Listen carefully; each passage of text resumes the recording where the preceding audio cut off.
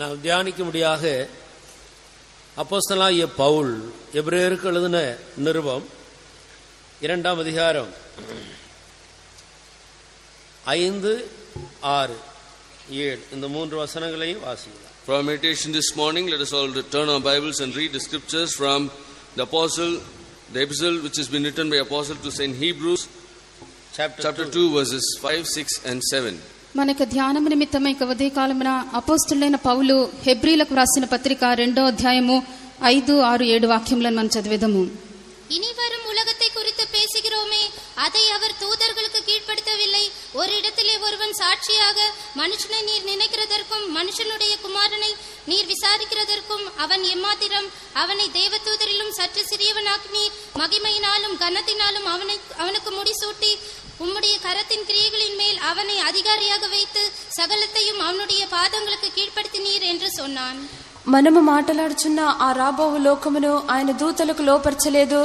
అయితే ఒక చోట ఇలాగున దృఢముగా సాక్ష్యం ఇచ్చుచున్నాడు, నీవు మనుషుడి జ్ఞాపకం చేసుకుంటకు వాడేపాటివాడు, నీవు నరపుత్రుని దర్శించుటకు వాడేపాటివాడు, నీవు దేవదూతల కంటే వాణ్ణి కొంచెం తక్కువ వానిగా చేసితివి, మహిమ ప్రభావములతో వాని కిరీటం ధరింపజేసితివి, నీ చేతి పనుల మీద వానికి అధికారం అనుగ్రహించితివి, వాని పాదముల క్రింద సమస్తమును ఉంచితివి.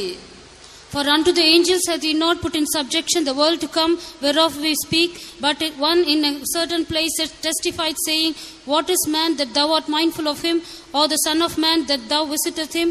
Thou madest him a little lower than the angels, thou crownest him with glory and honor, and didst set him over the works of thy hands. Thou hast put all things in subjection under his feet. கர்த்தராகிய இயேசு கிறிஸ்துவின் பரிசுத்தம் உள்ள நாமத்துக்கு மகிமை உண்டாவதாக. Glory be to the holy name of our Lord Jesus Christ. ప్రభువైన యేసుక్రీస్తు యొక్క పరిశుద్ధ నామమునకు మహిమ కలుగును గాక. இனி வரும் உலகத்தை குறித்து பேசுகிறோமே. We are speaking about a world that is going to come. ఇక రాబోవునటువంటి లోకమును గురించి మనం మాట్లాడుచున్నాము. அதை அவர் தூதர்களுக்கு கீழ்ப்படுத்தாமல் மனுஷருக்கு அதை கீழ்ப்படுத்தி இருக்கிறார் என்பதை பற்றி இந்த வேத வசனத்தில் நாம் வாசிக்கிறோம். From this verse we read that he has subjected that world to come not unto the angels but unto men. ఆ రాబోవునటువంటి లోకమును ఆయన దూతలకు లోపరచలేదు గాని మనుషునికి దాని లోపరిచి ఉన్నాడు. வேதத்தில் உலகம் என்ற கண்ணோட்டத்தில் நாம் பார்க்கும்போது வேதமானது 3 உலகங்களை குறித்து நமக்கு போதிக்கிறது. When you see the world in the word of the Lord, there are 3 kinds of world that the Bible speaks about and it explains about. లోకము అన్నటువంటి మాటను మనం చూచినప్పుడు పరిశుద్ధ గ్రంథమందు ఇది 3 విధములుగా చెప్పబడుచున్నది. ஒன்று இப்பொழுது நாம் இருக்கிறதான இந்த உலகம், இன்னொன்று இதற்கு முந்தின உலகம், அதாவது பூர்வ உலகம் என்று சொல்லுகிற நோவா காலம், மூன்றாவது இனி வரப்போகிறதான ஒரு உலகம். The first world is the present world that we are staying in. The second world is a former world which was in the days of Noah. And the third world is the world that is going to come. మనం ఇప్పుడు ప్రస్తుతం ఒక లోకమందు జీవించున్నాము. ముందు మనకు ఒక లోకం ఉండెను, అది పూర్వ లోకం అని పిలువబడుచున్నది. అది నోవహు దినముల్లో కనబడి ఉన్నది. పిమ్మట మనకిక రాబోచున్నటువంటి మరి ఒక లోకం కూడా మనకు కలదు. இனி வரும் உலகத்தை குறித்து பேசுகிறோமே என்றால் இதற்கு முன்பு ஒரு உலகம் இருந்தது என்பது மிக தெளிவான ஒரு காரியமாக இருக்கிறது. Now when you speak, when it says that there is a world that is going to come and we are going to speak about it, it means that there was a world before that world which is going to come. రాబోవునటువంటి ఒక లోకమును గురించి మనం మాట్లాడుచున్నాము అనగా దీనికి ముందుగా మరి ఒక లోకం ఉన్నదని చెప్పి మనకు తేటగా తెలియచున్నది. இந்த நிருபம் எல்லா ஜனங்களுக்கும் எழுதப்பட்டதல்ல. இனி வரும் உலகத்தை குறித்து பேசிக் கொண்டிருக்கிற ஒரு கூட்ட ஜனத்துக்காக இது எழுதப்பட்டது என்பதை நான் விளங்கிக் கொண்டிருக்கிறோம். From this we can understand that this epistle is not written to all the people, it is written to a group of people who are speaking about a world that is going to come. ఈ యొక్క పత్రిక జనులందరికీ కూడా వ్రాయబడలేదు గాని ఎవరైతే రాబో లోకమును గురించి మాట్లాడి సిద్ధపడుచున్నారో వారి నిమిత్తము వ్రాయబడి ఉన్నది. இனி வரும் உலகத்தை குறித்து நாம் தியானிப்பதற்கு முன்பாக இதற்கு முன்பு இருந்ததான உலகத்தை குறித்து நாம் அறிய வேண்டியது அவசியமாக இருக்கிறது. Before meditating the world that is going to come, it is very essential for us to know about the ancient world which was before the world that is going to come. ఇక రాబోచున్నటువంటి లోకమును గురించి మనం మాట్లాడటకు ముందుగా మునుపున్నటువంటి ఆ లోకమును గురించి మనం కొన్ని కార్యములను తెలుసుకుంటాం, మనకు మంచిది. 2 பேதுருவின் புத்தகம் 3ஆம் அதிகாரம் 5, 6, 7 இந்த வசனங்களில் நான் வாசித்தால் இதற்கு முன்பு இருந்ததான அந்த பூர்வ உலகத்தை பற்றி சில காரியங்கள் எழுதப்பட்டிருக்கிறது. In 2 Peter chapter 3 verses 5, 6 and 7 we can read about the world that was before, that is called the ancient world. 2 పేతురు 3వ అధ్యాయము 5, 6, 7 వాక్యములను చదివినప్పుడు పూర్వముండినటువంటి లోకమును గురించి మనం చదవగలము. பூர்வ காலத்தில் தேவனுடைய வார்த்தையினாலே வானங்களும் ஜலத்தினின்று தோன்றி ஜலத்தினாலே நிலை கொண்டிருக்கிற பூமியும் உண்டாயினவென்பதையும் அப்பொழுது இருந்த உலகம் ஜல பிரளயத்தினாலே அழிந்ததென்பதையும் மனதார அறியாமல் இருக்கிறார்கள். இப்பொழுது இருக்கிற வானங்களும் பூமியும் அந்த வார்த்தையினாலேயே அக்கினிக்கு இரையாக வைக்கப்பட்டு தேவ பக்தி இல்லாதவர்கள் நியாயம் தீர்க்கப்பட்டு அழிந்து போகும் நாள் வரைக்கும் காக்கப்பட்டு இருக்கிறது. கர்த்தருடைய நாமத்துக்கு மகிமை உண்டாகட்டும். Glory be to the name of our Lord. దేవుని యొక్క నామమునకు మహిమ కలుగును గాక. பூர்வ காலத்தில் ஒரு உலகம் இருந்ததென்றும் அந்த உலகம் ஜலப்பிரளயத்தினால் அழிந்து போனதென்றும் அப்போஸ்தலனாகிய பேதுரு சபையாருக்கு அதை எடுத்து தெளிவுபடுத்துகிறதை நான் வாசிக்கிறோம். We read here Saint Peter is explaining to the church about the world that was there in the beginning of the creation and how it was destroyed by the water. పూర్వమందు ఒక లోకం ఉండెననియో ఆ యొక్క లోకము ఏలాగున నీటి వరదలో మునిగి నశించిపోయినని చెప్పి ఇక్కడ పేతురు తెలియజేయుచున్నాడు. அந்த உலகம் ஏன் ஜலப்பிரளயத்தினால் அழிந்து போயிற்று?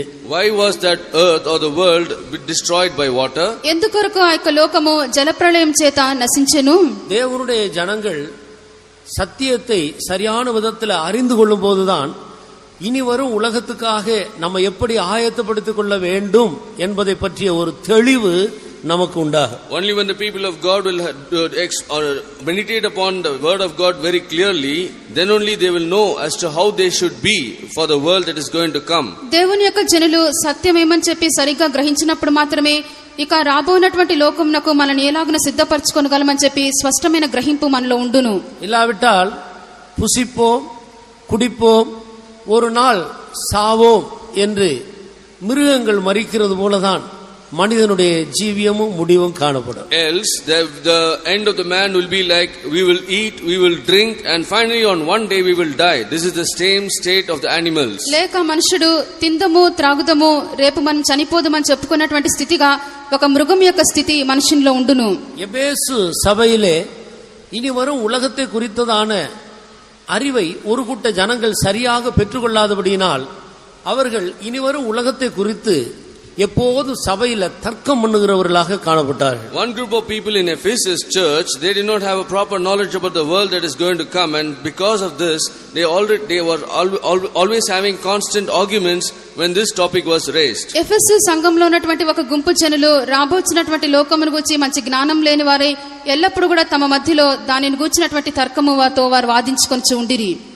விசுவாசிகள் என்று சொல்லப்பட்டாலும் அடிக்கடி சண்டையும் பிரச்சனைகளும் சபையில குழப்பத்தையும் உண்டாக்கி ஊழியக்காரரோடு எதிர்த்து தர்க்கம் பண்ணி விசுவாசிகளோடு தர்க்கம் பண்ணி கொண்டிருக்கிறவர்களை நீங்கள் நன்றாக கவனித்து பார்த்தால் இனி வரும் உலகத்தை குறித்து ஒரு சரியான வெளிப்பாடு இல்லாதவர்கள் தான் அப்படி செய்து கொண்டிருப்பார்கள். When you carefully examine the group of people who are always arguing, having fights, having divination spirits among the church and also standing against the saints of God, having arguments with the believers, then that group of people will not have a clear revelation about the world that is going to come. విశ్వాసులైనటువంటి వారు ఎల్లప్పుడూ కూడా తర్కించుచు వారు కలవరం చేయుచు పోట్లాడుచు సేవకులకు విరోధంగా వారు లేచుచు ఇటు స్థితిలో కనబడుచున్నారంటే రాబోనటువంటి లోకమును గురించినటువంటి గ్రహింపు వారిలో లేదని చెప్పి అర్థము. அப்போஸ்தலனாகிய பவுல் கொரிந்தியர் சபைக்கு நிருபத்தை எழுதும்போது நான் எபேசுவிலே துஷ்ட மிருகங்களோடு போராடினேன் என்று எழுதுகிறார். Now when Saint Paul writes his epistle to கொரிந்தியர் சபைக்கு நிருபத்தை எழுதும்போது நான் எபேசு சபையிலே துஷ்ட மிருகங்களோடு நான் போராடினேன் என்று எழுதுகிறார். When Saint Paul writes his epistle to the Corinthians, he writes that when I had a problem with the giants or the animals in the church of Ephesus. అపోస్తలుడైన పౌలు కొరింథీయులకు తన యొక్క పత్రిక వ్రాసినప్పుడు ఇలాగ చెప్పెను, నేను ఎఫెసులో మృగములతో పోరాడితినని చెప్పి వ్రాసి ఉన్నాడు. முதலாம் கொரிந்தியர் 15ஆம் அதிகாரம் 32வது வசனத்தை வாசியுங்கள். Please read 1 Corinthians chapter 15 verse 32. మొదటి కొరింథీ 15వ అధ్యాయము 32వ వాక్యము. நான் எபேசுவிலே துஷ்ட மிருகங்களுடனே போராடினேன் என்று மனுஷர் வழக்கமாய் சொல்லுகிறேன். அப்படி நான் எபேசு சபையிலே துஷ்ட மிருகங்களோடு போராடினேன் என்று கொரிந்தியர் சபைக்கு பரிசுத்த பவுல் எடுத்து எழுதுகிறார். Saint Paul writes to Corinthians that he had fought with beasts at Ephesus. పరిశుద్ధ పౌలు కొరింథీయులకు రాసినప్పుడు నేను ఎఫెసులో మృగములతో పోరాడి తిని అని చెప్పుచున్నాడు. அப்ப எபேசு சபையில துஷ்ட மிருகங்கள் வளர்த்து கொண்டிருக்கிறார்கள் என்று அர்த்தமா? Is it mean that they have beasts being growing in Ephesus? అలాగైతే ఎఫెసు సంఘమందు దుష్ట మృగములు పెంచబడుచున్నవని అర్థమా? அது வெறும் மிருகங்களை குறித்து அவர் பேசுகிறது இல்ல, உயிர்த்தெழுதலை குறித்தும் இனி வரப்போகிறதான உலகத்தை குறித்தும் சரியான அறிவில்லாத ஜனங்களோடு அவருடைய பொல்லாத சுபாவங்களோடு அவருக்கு இருந்ததான போராட்டத்தை பற்றி அவிதமாக எழுதுகிறார். He is not right the practical fight that he had with the beast, but he is writing about the fight that he had with the people who are not having a proper revelation about the resurrection, neither they did not have a proper revelation about the world that is going to come.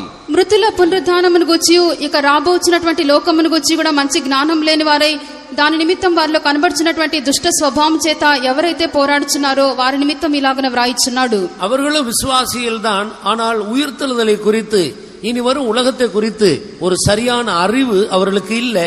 ஆனபடினால் தங்களுடைய சுபாவங்களை அவர்கள் மாற்றிக்கொள்ளாதவர்களாக போராடி கொண்டிருக்கிறவர்களாக இருக்கிறார். They were also believers, but they did not have a proper revelation regarding the resurrection nor the world that is going to come, and because of this they have certain characters in them which is always having a striving against Saint Paul.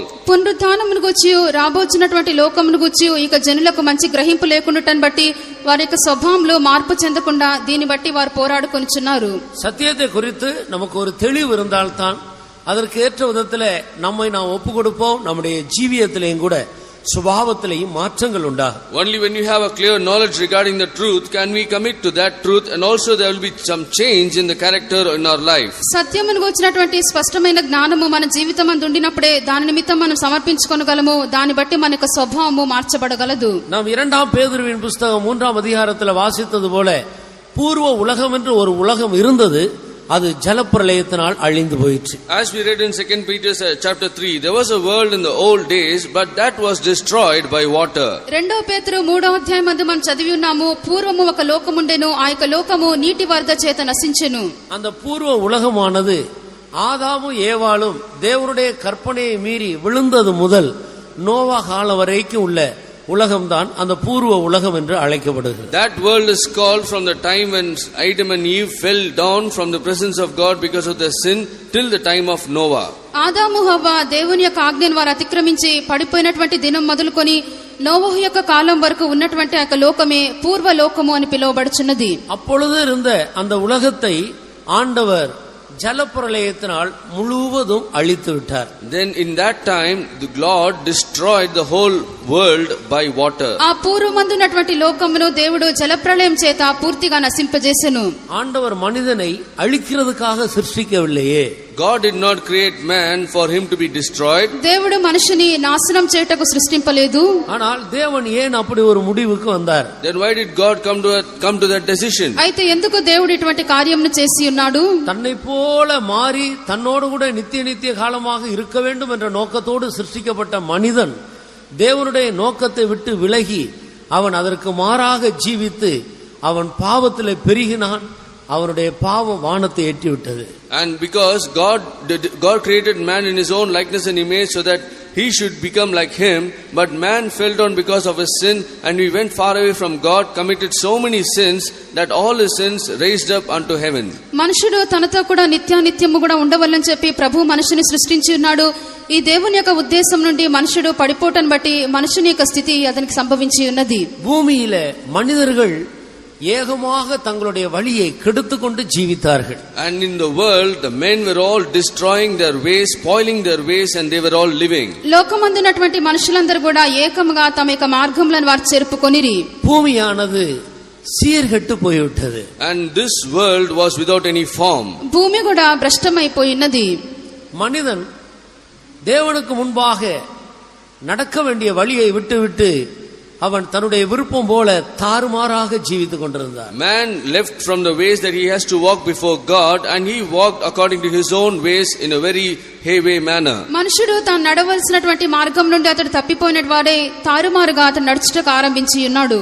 ஆதியாகமம் 6 அதிகாரத்தை எடுத்து நான் வாசிக்கிற வேளையில, when you read Genesis chapter 6, ఆదికాండము 6వ అధ్యాయం మనం చదివినప్పుడు மனுஷர்கள் பூமியிலே பெருக துவங்கின போது, when the men were multiplying on this earth, నరులు భూమి మీద విస్తరింపన ఆరంభించిన తరువాత தேவ குமாரர்கள் மனுஷ குமாரத்திகளை அதிக சௌந்தரியம் உள்ளவர்கள் என்று கண்டு அவர்களுக்குள்ளே பெண்களை தெரிந்து கொண்டார்கள். இது ஆண்டவருடைய பார்வையிலே ஒரு சீர்கேடாக இருந்தது. the sons of God saw the daughters of men that they were fair, and they took them wives, and in the sight of God this was a great abomination. దేవుని కుమారులు నరుల కుమార్తెలు చక్కని వారిని చూచి వారందరిలో తమకు మనసు వచ్చినటువంటి స్త్రీలను వారు వివాహం చేసుకొనిరి. ఈ కార్యము దేవుని యొక్క దృష్టిలో భ్రష్టమైన క్రియగా ఉండెను. இதனுடைய அர்த்தம் என்ன? What is the meaning? దీని యొక్క అర్థం ఏమి? தேவ குமாரர்கள் யார், மனுஷ குமாரத்திகள் யார்? Who are the sons of God and who are the daughters of men? దేవుని కుమారులు ఎవరు, నరుల కుమార్తెలు ఎవరు? தேவனுடைய வசனத்தை பெற்று ஜீவிக்கிறவர்கள் தேவகுமாரர்கள் என்று அழைக்கப்படுகிறார்கள் என்று யோவான் எழுதின சுவிசேஷத்தில் படிக்கிறோம். In John's gospel we read that those group of people who receive the word of God and live according to it are called the sons of God. దేవుని యొక్క వాక్యం పొందుకొని దాని ప్రకారముగా జీవించినటువంటి వారే దేవుని యొక్క కుమారులు అని చెప్పి మనం యోహాను సువార్తలో మనం చదువుచున్నాము.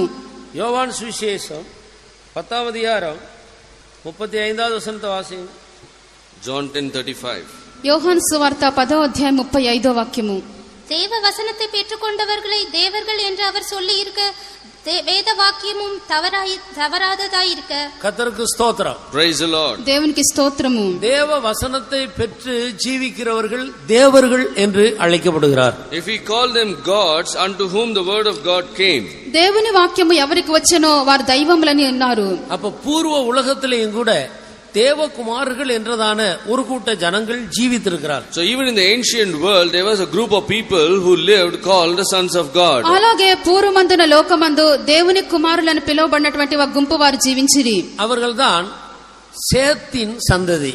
And they were the generation of Seth. వారే షేతు సంతానము. சேத் கர்த்தரை தொழுது கொள்ள ஆரம்பித்தார். Now Seth began to worship the Lord. షేతు యెహోవా నామమున ప్రార్థించుటకు ఆరంభించెను. ஆனபடியினால் ஒரு கூட்ட ஜனங்கள் கர்த்தரை தொழுது கொண்டு அவருக்கு பலி செலுத்தி அவருக்கு பிரியமாய் மனசாட்சிக்கு உண்மையாய் ஒரு கூட்ட ஜனங்கள் அப்படியே நடந்து கொண்டு வருகிறார். So one group of people started to worship the Lord. They were all being very much afraid of their conscience, and they also worshiped the Lord, and they were fearful in the sight of the Lord. ఒక గుంపు వారు ఇలాగన ప్రభువును ఆరాధించుచు తమ యొక్క మనస్సాక్షి నిమిత్తం వారు అధికంగా భయపడి ప్రభువునకు వారు ప్రార్థన చేయువారు ఉండిరి. அந்த நாட்களிலே வேத வசனம் என்று சொல்லுகிறது மனிதனுடைய மனசாட்சியாக இருக்கிறது. In those days the word of the Lord is just the man's conscience. ఆ దినముల్లో దేవుని యొక్క వాక్యం అనగా అది మనుషుని యొక్క మనస్సాక్షి అయినది. உம்முடைய வசனம் என் கால்களுக்கு தீபமாக இருக்கிறது என்று தாவீது சொன்னது போல அன்றைக்கு மனிதனுக்கு தேவன் கொடுத்த மனசாட்சி தான் அவனுடைய கால்களுக்கு தீபமாயிருந்து கர்த்தருடைய வழியை அவனுக்கு போதித்து வந்தது. Like how David says, thy word is a lamp unto my feet. In those days the word of the Lord was just their conscience, and it was like the lamp of their feet. నీ వాక్యము నా పాదములకు దీపమని వ్రాయబడినట్లుగా ఆ దినములందు మనస్సాక్షి వారికి వాక్యముగా ఉండి వారికి పాదములకు దీపమై ఉండెను. இப்படி ஜீவித்து வந்ததான தேவனுடைய ஜனங்களும் நாளடைவில் அவர்கள் மனுஷ குமாரத்திகளை அதிக சௌந்தரியம் உள்ளவர்கள் என்று கண்டு அழகுக்காக பணத்துக்காக பொருளுக்காக அவர்கள் விவாகம் பண்ணி கொண்டார்கள். Now the people of God were all living in this manner, but as days passed by, they all saw the daughters of men which are more beautiful according to them, and because of their wealth and because of their all material things, they began to take wives from that group of people. దేవుని యొక్క కుమారులు నరుల కుమార్తెలు చక్కని వారిని చూచి వారి యొక్క సౌందర్యం కొరకు వారి యొక్క డబ్బు వారి యొక్క వస్తువుల కొరకు ఆ కుమార్తెలను వివాహం చేసుకుంటకు ఆరంభించిరి. அப்படி செய்கிறதுனால் என்ன நடந்தது?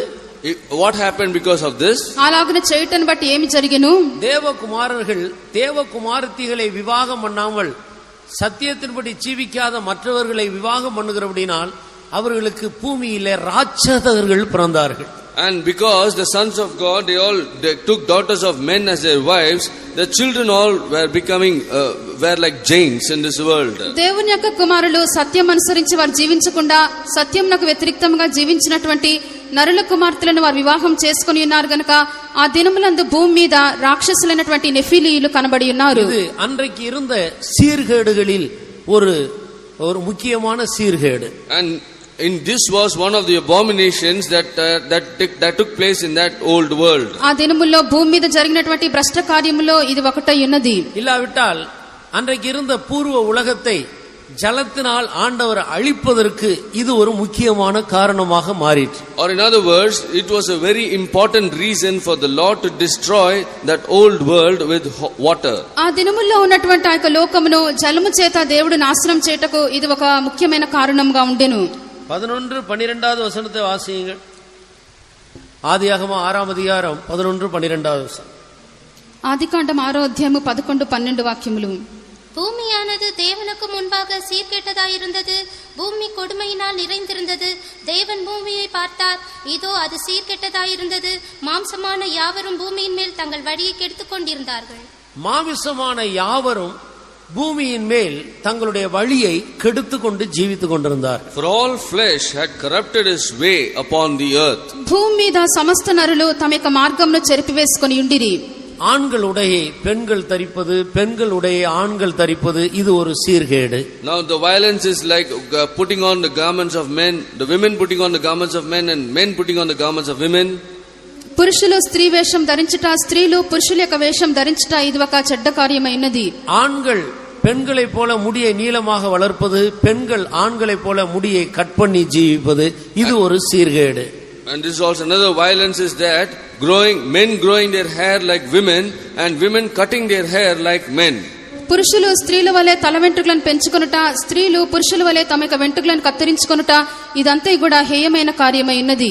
ஆண்களை ஆண்கள் விவாகம் பண்ணிக்கொள்வது, இதெல்லாம் ஒரு சீர்கேடான காரியங்கள். And also another violent thing is that men marrying men. పురుషులు పురుషులను వివాహం చేసుకొనుట భ్రష్టమైన కార్యము. இன்றைக்கும் சில நாடுகளிலே அதற்கு அரசாங்கம் அனுமதி கொடுத்திருக்கிறது. Even today in many countries the governments are giving authority for that. ఇంకను కొన్ని దేశములందు ప్రభుత్వం ఈ కార్యమునకు అనుమతించున్నది. தேசத்தில் உள்ள அதிகாரிகளுடைய கண்களை பிசாசு குருடாக்கி போட்டிருக்கிறார். Satan has blinded the eyes of the officers of the government of the many world. దేశమందున్నటువంటి ప్రభుత్వ అధికారుల యొక్క కన్నులకు సాతాను గుడ్డితనం కలుగజేసి ఉన్నది. சீருக்கும் சீர்கேடுக்கும் உள்ள வித்தியாசத்தை ஜனங்கள் அறியாமல் போய்விடுகிறார். And what which is correct and what is corrupt and what is violent, the people did not know the difference. క్రమమైనటువంటి కార్యమునకు అక్రమము, భ్రష్టమైన కార్యమునకు మధ్య ఉన్నటువంటి తేడా జనులు తెలుసుకోలేకపోయిరి. பரிசுத்தத்துக்கும் அசுத்தத்துக்கும் வித்தியாசம் இல்லாமல் எல்லாவற்றையும் ஒன்றாக்கி விடுகிறார். And they do not have a difference between holiness and also unholiness, and they make everything all in the same. పరిశుద్ధతకు అపవిత్రతకు మధ్య వారు ఏ భేదం లేకుండా అంతా కూడా ఏకం చేయుచున్నారు. நீங்கள் அது மாத்திரமல்ல, 8ஆம் அதிகாரம் ஆதியாகமம் 8ஆம் அதிகாரத்தில் எடுத்து வாசித்தால் 21வது வசனத்தை நீங்கள் வாசிக்கும் போது, மனிதனுடைய இருதயத்தின் நினைவுகளின் தோற்றமெல்லாம் அவன் சிறுபிராயம் முதற்கொண்டே நித்தமும் பொல்லாததாக இருந்தது என்று எழுதியிருக்கிறது. And when you read Genesis chapter 8 verse 21, it reads that for the imagination of man's heart is evil from his youth. ఆదికాండము 8వ అధ్యాయం 21వ వాక్యం చదివినప్పుడు, నరుల యొక్క హృదయాలోచన వారి యొక్క బాల్యము నుండి అది చాలా చెడ్డగా ఉన్నది. நீங்கள் நினைக்கிறீர்களா டிவி இதெல்லாம் இப்பொழுது புதுசாக வந்திருக்கிறது என்று? இது நோவா காலத்திலே இருந்தது. Do you think that all these television are very new inventions? These were all in the days of Noah itself. TV మొదలైనటువంటి కార్యములు కొత్తగా కనుగొని చేసి ఉన్నారని చెప్పి అనుకుంటున్నారా? కాదు, నోవహు దినముల్లోనే కార్యం ఉన్నది. பிரசங்கி சொல்லுகிறான், இப்பொழுது இருக்கிறவைகள் எல்லாம் முன்பு இருந்தவைகள், பூமியிலே நூதனமானது ஒன்று இல்லை. The preacher says all those things which are now in this world are not new, they were all once upon a time in this world. ప్రసంగి చెప్పినప్పుడు ఇక భూమి మీద ఉన్నటువంటివన్నీ కూడా పూర్వం నుండి కనబడుచున్నవి, నూతనమైనది ఏది కూడా లేదు. ஜனங்கள் பெருக துவங்கின போது அந்த நாட்களிலே ஜனங்கள் கர்த்தருடைய வழியை விட்டு விலகி சீர்கெட்டு போய்விட்டார்கள். தேவகுமாரர்களும் சீர்கெட்டவர்களாய் மாறிவிட்டார். When people began to multiply on the face of the earth, the people began to walk in corrupt ways and also were violent. Also the sons of God were in the same manner. ఈ యొక్క నరులు భూమి మీద విస్తరింపన ఆరంభించినప్పుడు జనులందరూ కూడా తమ యొక్క మార్గమును చెరిపివేసుకొని ఉన్నారు. దేవుని యొక్క కుమారులు కూడా తమ యొక్క మార్గమును చెరుపుకొని వారు భ్రష్టులుగా మారి ఉన్నారు. நோவா காலத்தில் இந்த பரந்த உலகத்திலே, முழு உலகத்திலேயும் ஒரு 10 பேர் கூட தேவனுக்கு பயந்து ஜீவிக்கிற நீதிமான்கள் இல்ல.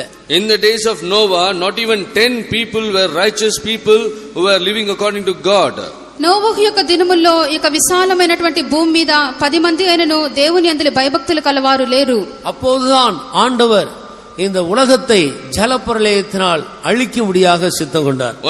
Only then the Lord decided to destroy the whole world with water. అందుచేతనే దేవుడి యొక్క లోకమంతటిని జల ప్రవాహం చేత నశింపజేసి ఉన్నాడు. முழு உலகமும் ஜலத்தினால் அழிந்து போயிற்று. The whole world was destroyed with water. లోకమంతా కూడా జలము చేత నశింపజేయబడెను. ஆனால் உயிரோடு காக்கும்படியாக நோவாவுக்கு கர்த்தருடைய கண்களிலே கிருபை கிடைத்து நோவாவின் மூலமாக கர்த்தர் ஒரு வழியை உண்டு பண்ணுகிறார். But in the sight of the Lord, Noah had found grace so that Noah was escaped, and through Noah, Lord is finding a new way. భూమి మీద సజీవులైనటువంటి వారిని కాపాడు నిమిత్తము నోవహునకు యెహోవా దృష్టి యందు కృప లభించెను. దానిని బట్టి అతడు దేవుడు చెప్పిన ఆలోచన ప్రకారంగా చేసి ఉన్నాడు. நான் இந்த பூமியை ஜலத்தினால் அழிக்க போகிறேன். I am going to destroy this earth with water. నేను ఈ యొక్క భూలోకమును నేను జలము చేత నశింపజేసేదను. மழை வரப்போகிறது. The rain is going to come. వర్షం రాబోచున్నది. வானத்திலிருந்து மழை பொழியும். பூமியின் ஆழத்தில் உள்ள ஊற்று கண்கள் திறவுண்டு போகும். And from the heavens will the rain pour, and also the springs of the earth will also be opened. ఆకాశం నుండి వర్షం కురియును. భూమి మీద ఉన్నటువంటి ఊటలన్నీ కూడా దాని యొక్క తూములు విప్పబడును. நீயோ வென்றால் பாதுகாக்கப்படும்படி ஒரு பேழையை உண்டு பண்ணி அதற்குள்ளே நீ பிரவேசிக்க வேண்டும். But for you to escape this, you have to make an ark and you have to go into this. నీవైతే నిన్ను కాపాడుకోని నిమిత్తము ఒక ఓడను నీ కొరకు సిద్ధపరచుము. முழு உலகமும் தேவனுடைய வார்த்தையை புறம்பே தள்ளி ஆண்டவருடைய பார்வையில் சீர்கெட்டு போய்கொண்டிருக்கும் போது நோவா என்ற அந்த ஏழை மனிதனோ தேவனுடைய கண்களிலே கிருபை பெற்றார். When the whole world was going against the Lord and they were all doing wicked things and they were all kept for destruction, but Noah, a very poor man, found grace in the sight of the Lord. భూలోకమంతయు దేవుని యొక్క మాట వినకుండా అవిధేయతను చూపుచు తమ యొక్క మార్గమంతయు కూడా వారు చెరిపివేసుకొనగా దీనుడైనటువంటి నోవహుకు యెహోవా యొక్క దృష్టిలో కృప లభించెను. அவனுக்கு கொடுக்கப்பட்ட தேவனுடைய வார்த்தையை தேவ எச்சரிப்பை அப்படியே ஏற்றுக்கொண்டு அதற்கு கீழ்ப்படிந்தார். And the warning that was given to Noah by the Lord and the word that was given to Noah by the Lord, he took as it is and he obeyed it. యెహోవా యొక్క మాట, యెహోవా యొక్క హెచ్చరిక నోవహు యొద్దకు వచ్చినప్పుడు ఉన్నది ఉన్నట్లుగానే స్వీకరించి ఉన్నాడు. தனக்கு உண்டான எல்லாவற்றையும் அவன் விற்று அந்த பேழையை உண்டு பண்ணுகிறார். He sold whatever he had and he made that ark. తనకున్నటువంటి సమస్తము కూడా అమ్మివేసి ఆ యొక్క ఓడను కట్టుచున్నాడు. ஒரு பக்கம் பேழை கட்டுகிற வேலை நடந்து கொண்டிருக்கிறது. இன்னொரு பக்கத்தில் நோவா தெருவாக போய் மழை வரப்போகிறது. இந்த உலகத்தை ஆண்டவர் ஜலத்தினால் அழிக்க போகிறார். நீங்கள் மனம் திரும்பி பேழைக்குள்ள பிரவேசிக்கும்படி நீங்கள் கடந்து வாருங்கள் என்று நோவா சுவிசேஷத்தை பிரசங்கித்துக் கொண்டே இருக்கிறார். On one side the ark was being built up, but on the other side Noah went through streets of all the cities and he was crying, the rain is going to come, the Lord is going to destroy the earth with the water, so repent and also come into the ark. ఈ ఒక వైపున ఓడన్నది కట్టబడుచున్నది, మరి ఒక వైపున నోవహు ప్రతి వీధిలోనికి వెళ్లి కూడా సువార్తను ప్రకటించున్నాడు. వర్షం కురవబోచున్నది, జలము చేత దేవుడి యొక్క లోకమును నాశనం చేయును, మీరు మారు మనసు పొంది పశ్చాత్తాపం పొందుడని చెప్పి ప్రకటన చేయుచుండెను.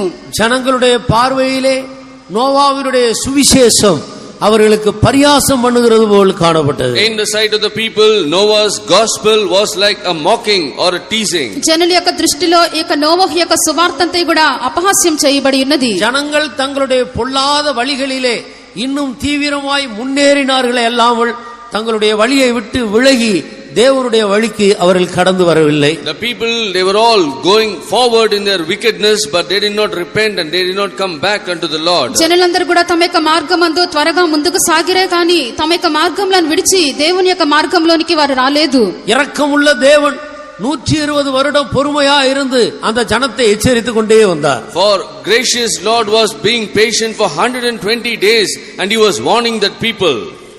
చాలా ఓర్పు గల దేవుడు 120 సంవత్సరములు ఓపికగా ఉండి జనులను హెచ్చరిక చేయుచు ఉండెను. 120 years. கர்த்தருக்கு ஸ்தோத்திரம். Praise the Lord. దేవునికి స్తోత్రము. ஆனாலும் நோவாவுடைய எச்சரிப்பை ஜனங்கள் ஏற்றுக்கொள்ளவில்லை. But the people rejected the warning of Noah. అయితే నోవహు యొక్క హెచ్చరిక జనులు స్వీకరింపలేదు.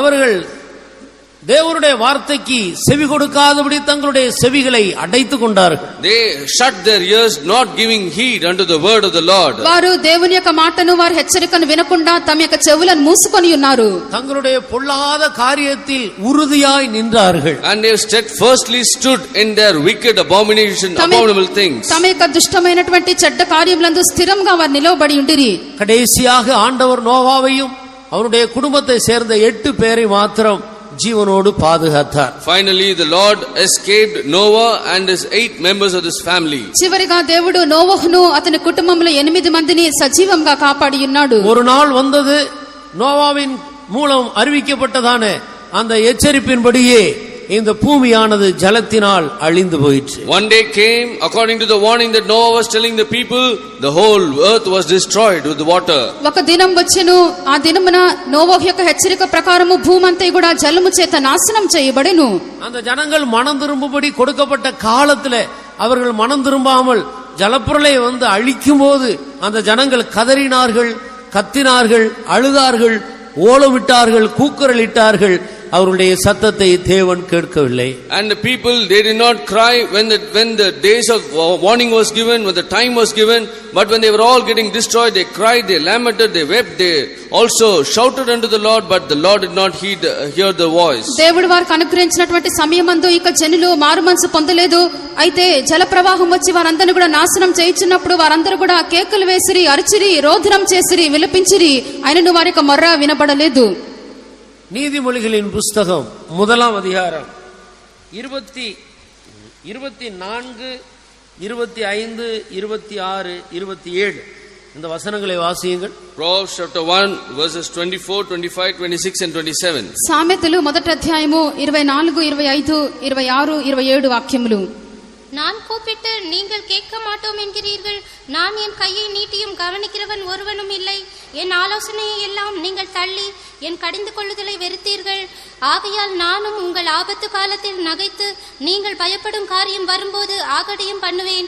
நீங்கள் பயப்படும் காரியம் புசல் போல் வரும்போது, ஆபத்து சூறாவளி போல் உங்களுக்கு நேரிடும் போதும், நடுக்கமும் இடுக்கணும் உங்கள் மேல் வரும்போதும் ஆகடியும் பண்ணுவேன். கர்த்தருக்கு ஸ்தோத்திரம். Praise the Lord. దేవునికి స్తోత్రము. நான் கூப்பிடும் போது நீ எனக்கு செவி கொடுக்காதபடியினால் உனக்கு ஆபத்து வரும். அப்போது நீ கூப்பிடுவாய், நான் உனக்கு செவி கொடுக்க மாட்டேன் என்று கர்த்தருடைய வசனம் சொல்லுகிறது. The word of the Lord says, when I called you refused, so when you call in the time of trouble, I will also laugh at you. నేను పిలువగా మీరు వినకపోతిరి, అందుచేత అపాయం మీకు సంభవించినప్పుడు నీవు పిలిచెదవు, నేను వినను అని ప్రభు చెప్పెను. அருமையான தேவனுடைய ஜனமே, Beloved people of God, ప్రియమైన దేవుని జనమా, இப்படித்தான் முன்பு இருந்த பூர்வ உலகம் அழிந்து போயிற்று. in this manner the whole old earth was destroyed by water. ఈలాగున పూర్వకాలమందున్నటువంటి లోకము నాశించబడెను. இனி வரும் உலகத்தை குறித்து பேசிக் கொண்டிருக்கிற, இப்பொழுது இருக்கிற இந்த உலகத்தில் இருக்கிற தேவ ஜனங்கள் பூர்வ உலகத்தை பற்றி மனதில் வைத்துக் கொள்ள வேண்டும். And those group of people who are talking, when they are staying in this present world, they are talking about the world to come.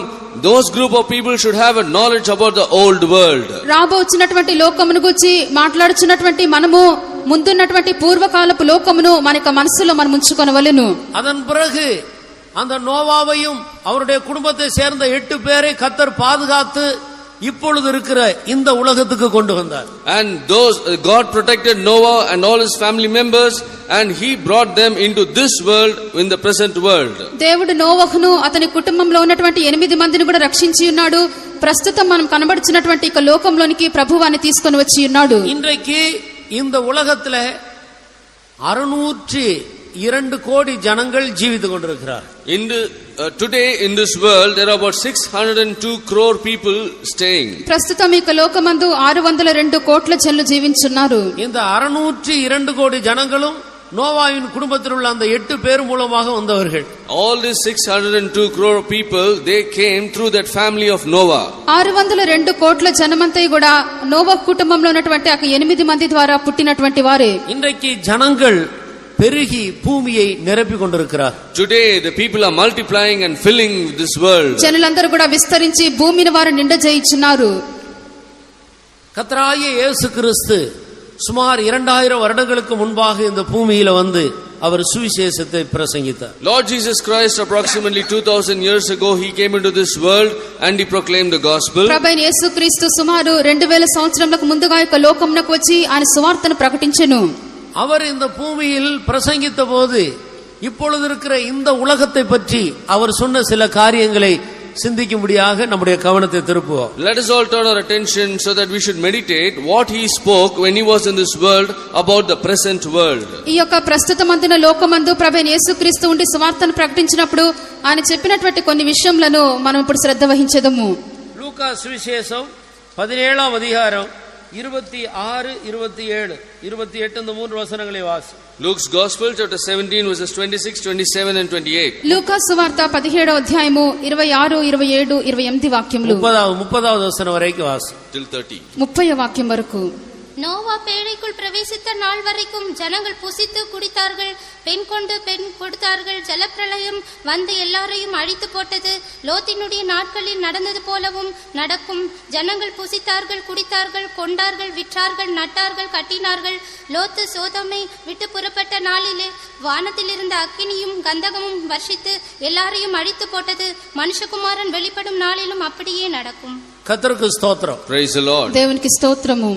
Noah காலத்தில் நடந்த சம்பவத்தையும் லோத்து காலத்தில் நடந்த சம்பவத்தையும் ஆண்டவர் எடுத்து இப்பொழுது இருக்கிற இந்த உலகத்தில் உள்ள ஜனத்தோடு பேசிக் கொண்டு வருகிறார். Jesus Christ is telling all the happening incidents that happened in the time of Noah and also in the time of Lot, and he's telling to the people of the present world. నోవహు దినముల్లో జరిగినటువంటి సంభవమును లోతు దినముల్లో జరిగినటువంటి సంభవమును ప్రభు దృష్టాంతముగా చెప్పుచు ప్రస్తుతం ఉన్నటువంటి జనులకు దాన్ని పోల్చి తెలియజేయుచున్నాడు. இந்த எச்சரிப்பு இப்பொழுது இருக்கிற இந்த பூமியில் குடியிருக்கிற நமக்கும் இந்த பூமியில் குடியிருக்கிற எல்லா ஜனங்களுக்கும் உரியதாக இருக்கிறது. Now this warning is the warning given to us people who are living in the present world and to all the people who are living in this world. ఈ యొక్క హెచ్చరిక ఈ యొక్క భూమి మీద కాపురం ఉండినటువంటి మనకును సమస్త జనులకు కూడా చెందినదై ఉన్నది. நோவாவின் நாட்களில் நடந்தது போலவே மனுஷகுமாரன் வரும் காலத்திலேயும் நடக்கும்.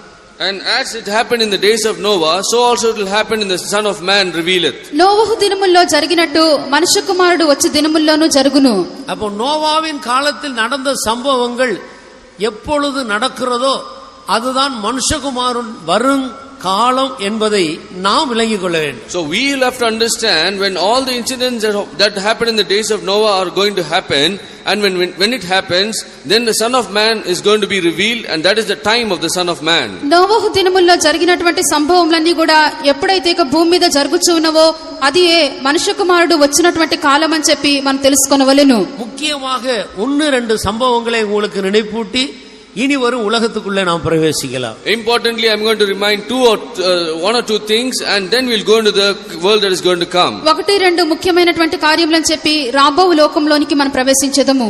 நோவாவின் நாட்களில் அந்த நாட்களில் உள்ள ஜனங்கள் ஜலப்பிரளயத்தினால் அழிவதற்கு ஒரு முக்கியமான காரணம் தேவகுமார்கள் மனுஷகுமாரத்திகளை அதிக சௌந்தரியம் உள்ளவர்கள் என்று கண்டு பெண்களை தெரிந்து கொண்டார்கள் என்று நாம் பார்த்தோம். We read that one important reason for the old world being destroyed is that the sons of God were finding the daughters of men to be more fair, and they took them as wives. ఆ యొక్క దినముల్లో పూర్వకాలమందున లోకమును దేవుడు నాశనం చేయట కారణమేదనగా దేవుని యొక్క కుమారులు నరుల కుమార్తెలు చక్కని వారని చూచి వారి కొరకు స్త్రీలను తీసుకొని వివాహం చేసుకొనిరి. கர்த்தருக்கு ஸ்தோத்திரம். Praise the Lord. దేవునికి స్తోత్రము. புத்தியுள்ள மனைவியோ கர்த்தர் அருளும் ஈவு. The wise woman or wise wife is the Lord's gift. జ్ఞానము గల భార్య యెహోవా యొక్క దానము. நீ இனி வரும் உலகத்தை குறித்த ஒரு வெளிப்பாடு உனக்கு இருந்தால் பெண் கொள்ளாமல் பெண் கொடுக்காமல் அப்படியே கர்த்தருக்காக ஜீவிக்க வேண்டும் என்றுதான் முதலாவது வேத வசனம் உனக்கு போதிக்கிறது. The first word, the word of God that preaches is that when you are a son of God, then you should not marry, or you should not give into marriage, or you should not take into marriage, and to get ready for the coming of the Lord. నీవు నిజమైన దేవుని యొక్క కుమారుడవుగా కనబడినట్లయితే పెండ్లి చేసుకొనవు, పెండ్లికి ఇయ్యబడవు. ఎందుకనగా రాబోచున్నటువంటి ఒక లోకమును గురించి నువ్వు మాట్లాడుకొనుచున్నావు. இனி வரும் உலகமோ அது மகா மகிமையான ஒரு உலகமாக இருக்கும். The world that is going to come is a very glorious world. ఇక రాబోచున్నటువంటి లోకము మహా మహిమగల లోకమై ఉన్నది. ஆனபடியால் அந்த உலகத்தை குறித்து பேசுகிற நீ அந்த உலகத்துக்கு ஏற்ற விதத்தில் உன்னுடைய ஆத்மாவிலேயும் சரீரத்திலேயும் உன்னை பரிசுத்தமாக்கி கொண்டு ஜீவிக்க வேண்டியது அவசியமாகிறது. So it is very necessary for you who are speaking about that world which is going to come, and for you to go into that world, you should be very much holy in your body and also in your soul, and you should prepare yourself to be dwelling in that world to come. ఆ రాబోవునటువంటి లోకమును గురించి మాట్లాడుచున్నటువంటి నీవు, దానిలో ప్రవేశింపవలని కోరుచున్న నీవు, ఇక మీదట నీవు ఇటువంటి కార్యములో నువ్వు తలపెట్టుకొనకుండా నువ్వు జీవించుట నీ యొక్క శరీరమందును ప్రాణమందును పరిశుద్ధంగా ఉండవలెను. லூக்கா சுவிசேஷம் 20ஆம் அதிகாரம் 35வது வசனத்தை வாசி. Please read Luke's Gospel chapter 20 verse 35. లూకా సువార్త 20వ అధ్యాయము 35వ వాక్యము.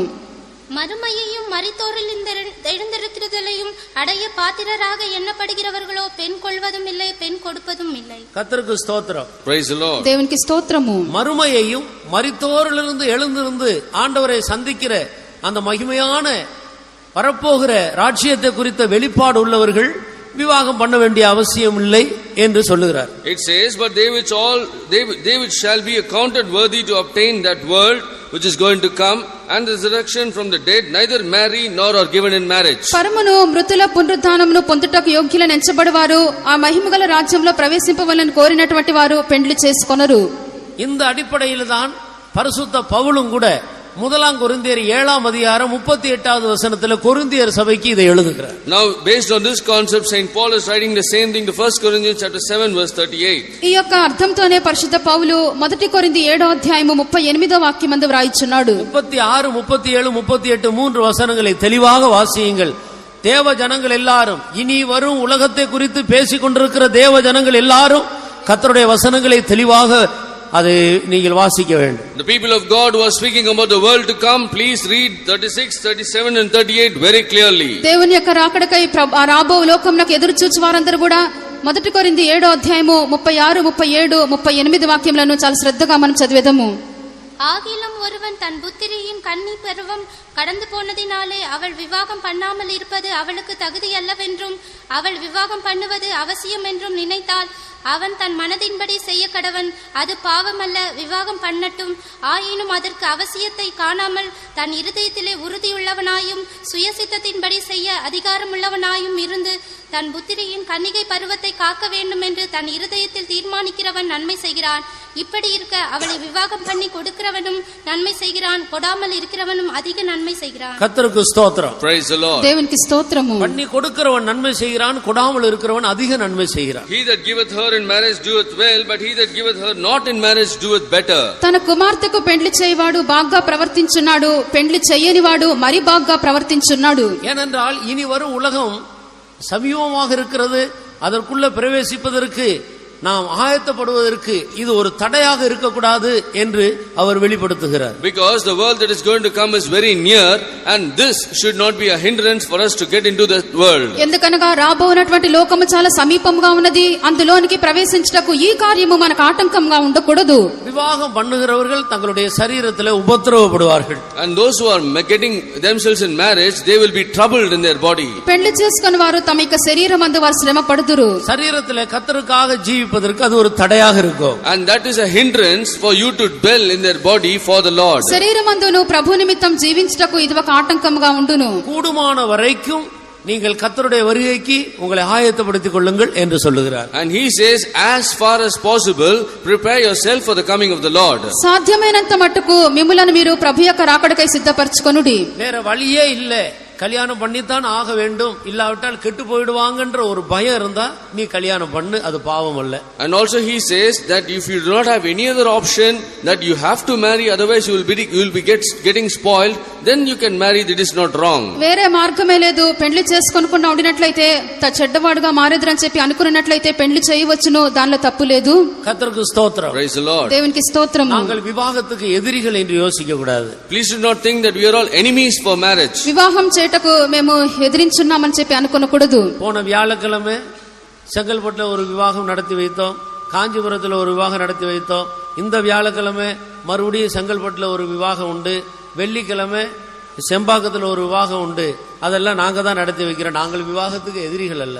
Last week we had a marriage in Chengalpet and also in Kanchipuram. Now coming week also we have marriages in Chengalpet and Chembakam. So we are not enemies for marriage. Please do not think that way. గత వారంలో కూడా చెంగల్పేటలోను కాంచీపురంలోను కూడా వివాహం జరిపించినాము. ఈ యొక్క వారంలో కూడా మరలా చెంగల్పేటలోను సెంబాకంలోను వివాహం ఉన్నది, అది కూడా జరిపించేదము. అందుచేత వివాహంకు మేము విరోధులమని చెప్పి ఎవరు కూడా అనుకోకూడదు. இனி வரும் ஒரு உலகத்தை குறித்து நாம் பேசுகிறோமே, We are all speaking about a world that is going to come. ఇక రాబోచున్నటువంటి లోకమును గురించి మనం మాట్లాడుచున్నాము. அந்த உலகத்தில் பிரவேசிக்கும்படி நீ உன்னை ஆயத்தப்படுத்துவது எங்கள் மேல் விழுந்த ஒரு பெரிய கடமையாக இருக்கிறது. And it is a very great duty that has been fallen upon us, that you have to prepare yourself for the coming of the Lord for that world. ఆ రాబోనటువంటి లోకమునకు నిన్ను సిద్ధపరచుటకు నిన్ను మేము సిద్ధపరచినటువంటి స్థితిలోకి నడిపించుటయే మా మీద ఉన్నటువంటి బాధ్యత అయినది. வேறு வழி இல்லாவிட்டால் விவாகம் பண்ணிக்கொள்.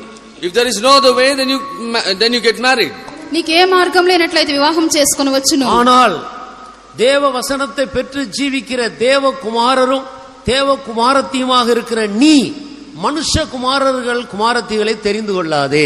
But you who are a son of God or a daughter of God, who have the word of God in you, you should not choose men or women from the daughters of the world or the men of the world. అయితే దేవుని యొక్క వాక్యము పొందినటువంటి నీవు దేవుని యొక్క కుమారుడుగాను దేవుని యొక్క కుమార్తెగాను కనబడుచున్నటువంటి నీవు నరుల కుమారులను కుమార్తెలను వివాహం చేసుకొనవద్దు. நீ அழகுக்காக சத்தியத்தை விட்டு விலகி சத்தியத்தில் இல்லாத ஜனத்தை நீ தேடி அவர்களுக்குள்ளே பெண்களை தெரிந்து கொள்ளாதே. And you should not go into the people who are not in this truth, because for the very reason that they are all very much beautiful. వారు చాలా చక్కటి వారు, అందం గలవారని చూచి సత్యము లేనటువంటి వారిని నువ్వు వెళ్లి వివాహం చేసుకొనవద్దు. நீ பணத்துக்காக, பொருளுக்காக, நகைக்காக, சொத்துக்காக சத்தியத்தை விட்டு விலகி வெளியே போய் விவாகம் பண்ணாதே. அது கர்த்தருடைய பார்வையில மகா அருவருப்பும் தீங்குமான காரியம். And for the sake of the money or the wealth or material or property, you should not go away from the truth and get yourself married in some other caste, but that is a great abomination in the sight of the Lord. డబ్బు కొరకో, వస్తువుల కొరకో, లేక ఆస్తుల కొరకో, సొత్తు కొరకో నువ్వు బయటకు వెళ్లి వివాహం చేసుకొనవద్దు. అలాగ చేసుకున్నట్లయితే దేవుని యొక్క దృష్టికి అది చాలా హేయమైనది, అపవిత్రమైనది. தேவகுமாரர்கள் தேவகுமாரத்திகளை தான் விவாகம் பண்ண வேண்டும். The sons of God should marry only the daughters of God. దేవుని యొక్క కుమారులు దేవుని కుమార్తెలను మాత్రం వివాహం చేసుకొనవలెను. சத்தியத்தை அறிந்த ஜனங்கள் சத்தியத்தில் ஜீவிக்கிற ஜனங்களில் தான் விவாகம் பண்ண வேண்டும். Those who know the truth and those who are living in it should get married only in those group of people who are living in the truth. సత్యం ఎరిగి సత్య ప్రకారముగా జీవించువారు, సత్యమును అనుసరించి జీవించు వారినే వివాహం చేసుకొనవలెను. அந்நிய நுகத்தில் அவிசுவாசிகளோடு நீ பிணைக்கப்படக்கூடாது. And you should not get yourself yoked with strangers or unbelievers. అవిశ్వాసులతో కూడా నువ్వు జోడుగా ఉండకూడదు. பூர்வ உலகம் ஜலப்பிரளயத்தினால் அழிவதற்கு அது ஒரு முக்கியமான காரணம். அதுபோலவே மனுஷகுமாரன் வரும் காலத்திலேயும் நடக்கும். And it was a very important reason for the old world to be destroyed. The same thing will happen in the world that is going to come in the Son of Man when it is revealed. పూర్వకాలమందున్నటువంటి లోకము నాశనమైపోటకు ఇదే ముఖ్యమైనటువంటి కారణమైనది. మనుష్య కుమారుని యొక్క దినముల్లో కూడా ఇలాగునే జరుగును. இன்றைக்கு எத்தனை விசுவாசிகள் விவாக நேரம் வரும்போது இந்த சத்தியத்தை விட்டு விலகி வெளியே போய் விவாகம் பண்ணி கொண்டிருக்கிறார்கள். இதுதான் நோவா காலம். How many believers are going away from the truth and getting themselves married in some other religion, and that is the days of Noah. ఎంతమంది విశ్వాసులు మీరు సత్యం ఎరిగిన పిమ్మట బయటకు వెళ్లి వివాహం చేసుకొనిచు ఉన్నారు. ఇదియే నోవహు యొక్క కాలము. விசுவாசிகள் இந்த விஷயத்துல ஜாக்கிரதையா இருக்க வேண்டும். Believers should be very much careful in this aspect. విశ్వాసులైన వారి యొక్క విషయమందు ఎంతో జాగ్రత్తగా ఉండవలెను. பூமியிலே உங்களுடைய வழியை நீங்கள் கெடுத்துக் கொள்ளக்கூடாது. You should not destroy your ways in the world. భూమి మీద మీ యొక్క మార్గమును మీరు చెరిపి వేసుకొనకూడదు. இரண்டாவதாக மனிதனுடைய இருதயத்தின் நினைவுகளின் தோற்றமெல்லாம் அவருடைய சிறுபிராயம் முதல் கொண்டு நித்தமும் பொல்லாததாக இருந்தது. Secondly, the imaginations of man's thoughts right from this youth are all very much evil. రెండవదిగా మనుషుని యొక్క హృదయ ఆలోచన వాని యొక్క బాల్యం మొదలుకొని నిత్యము కూడా చెడ్డదిగా ఉండును.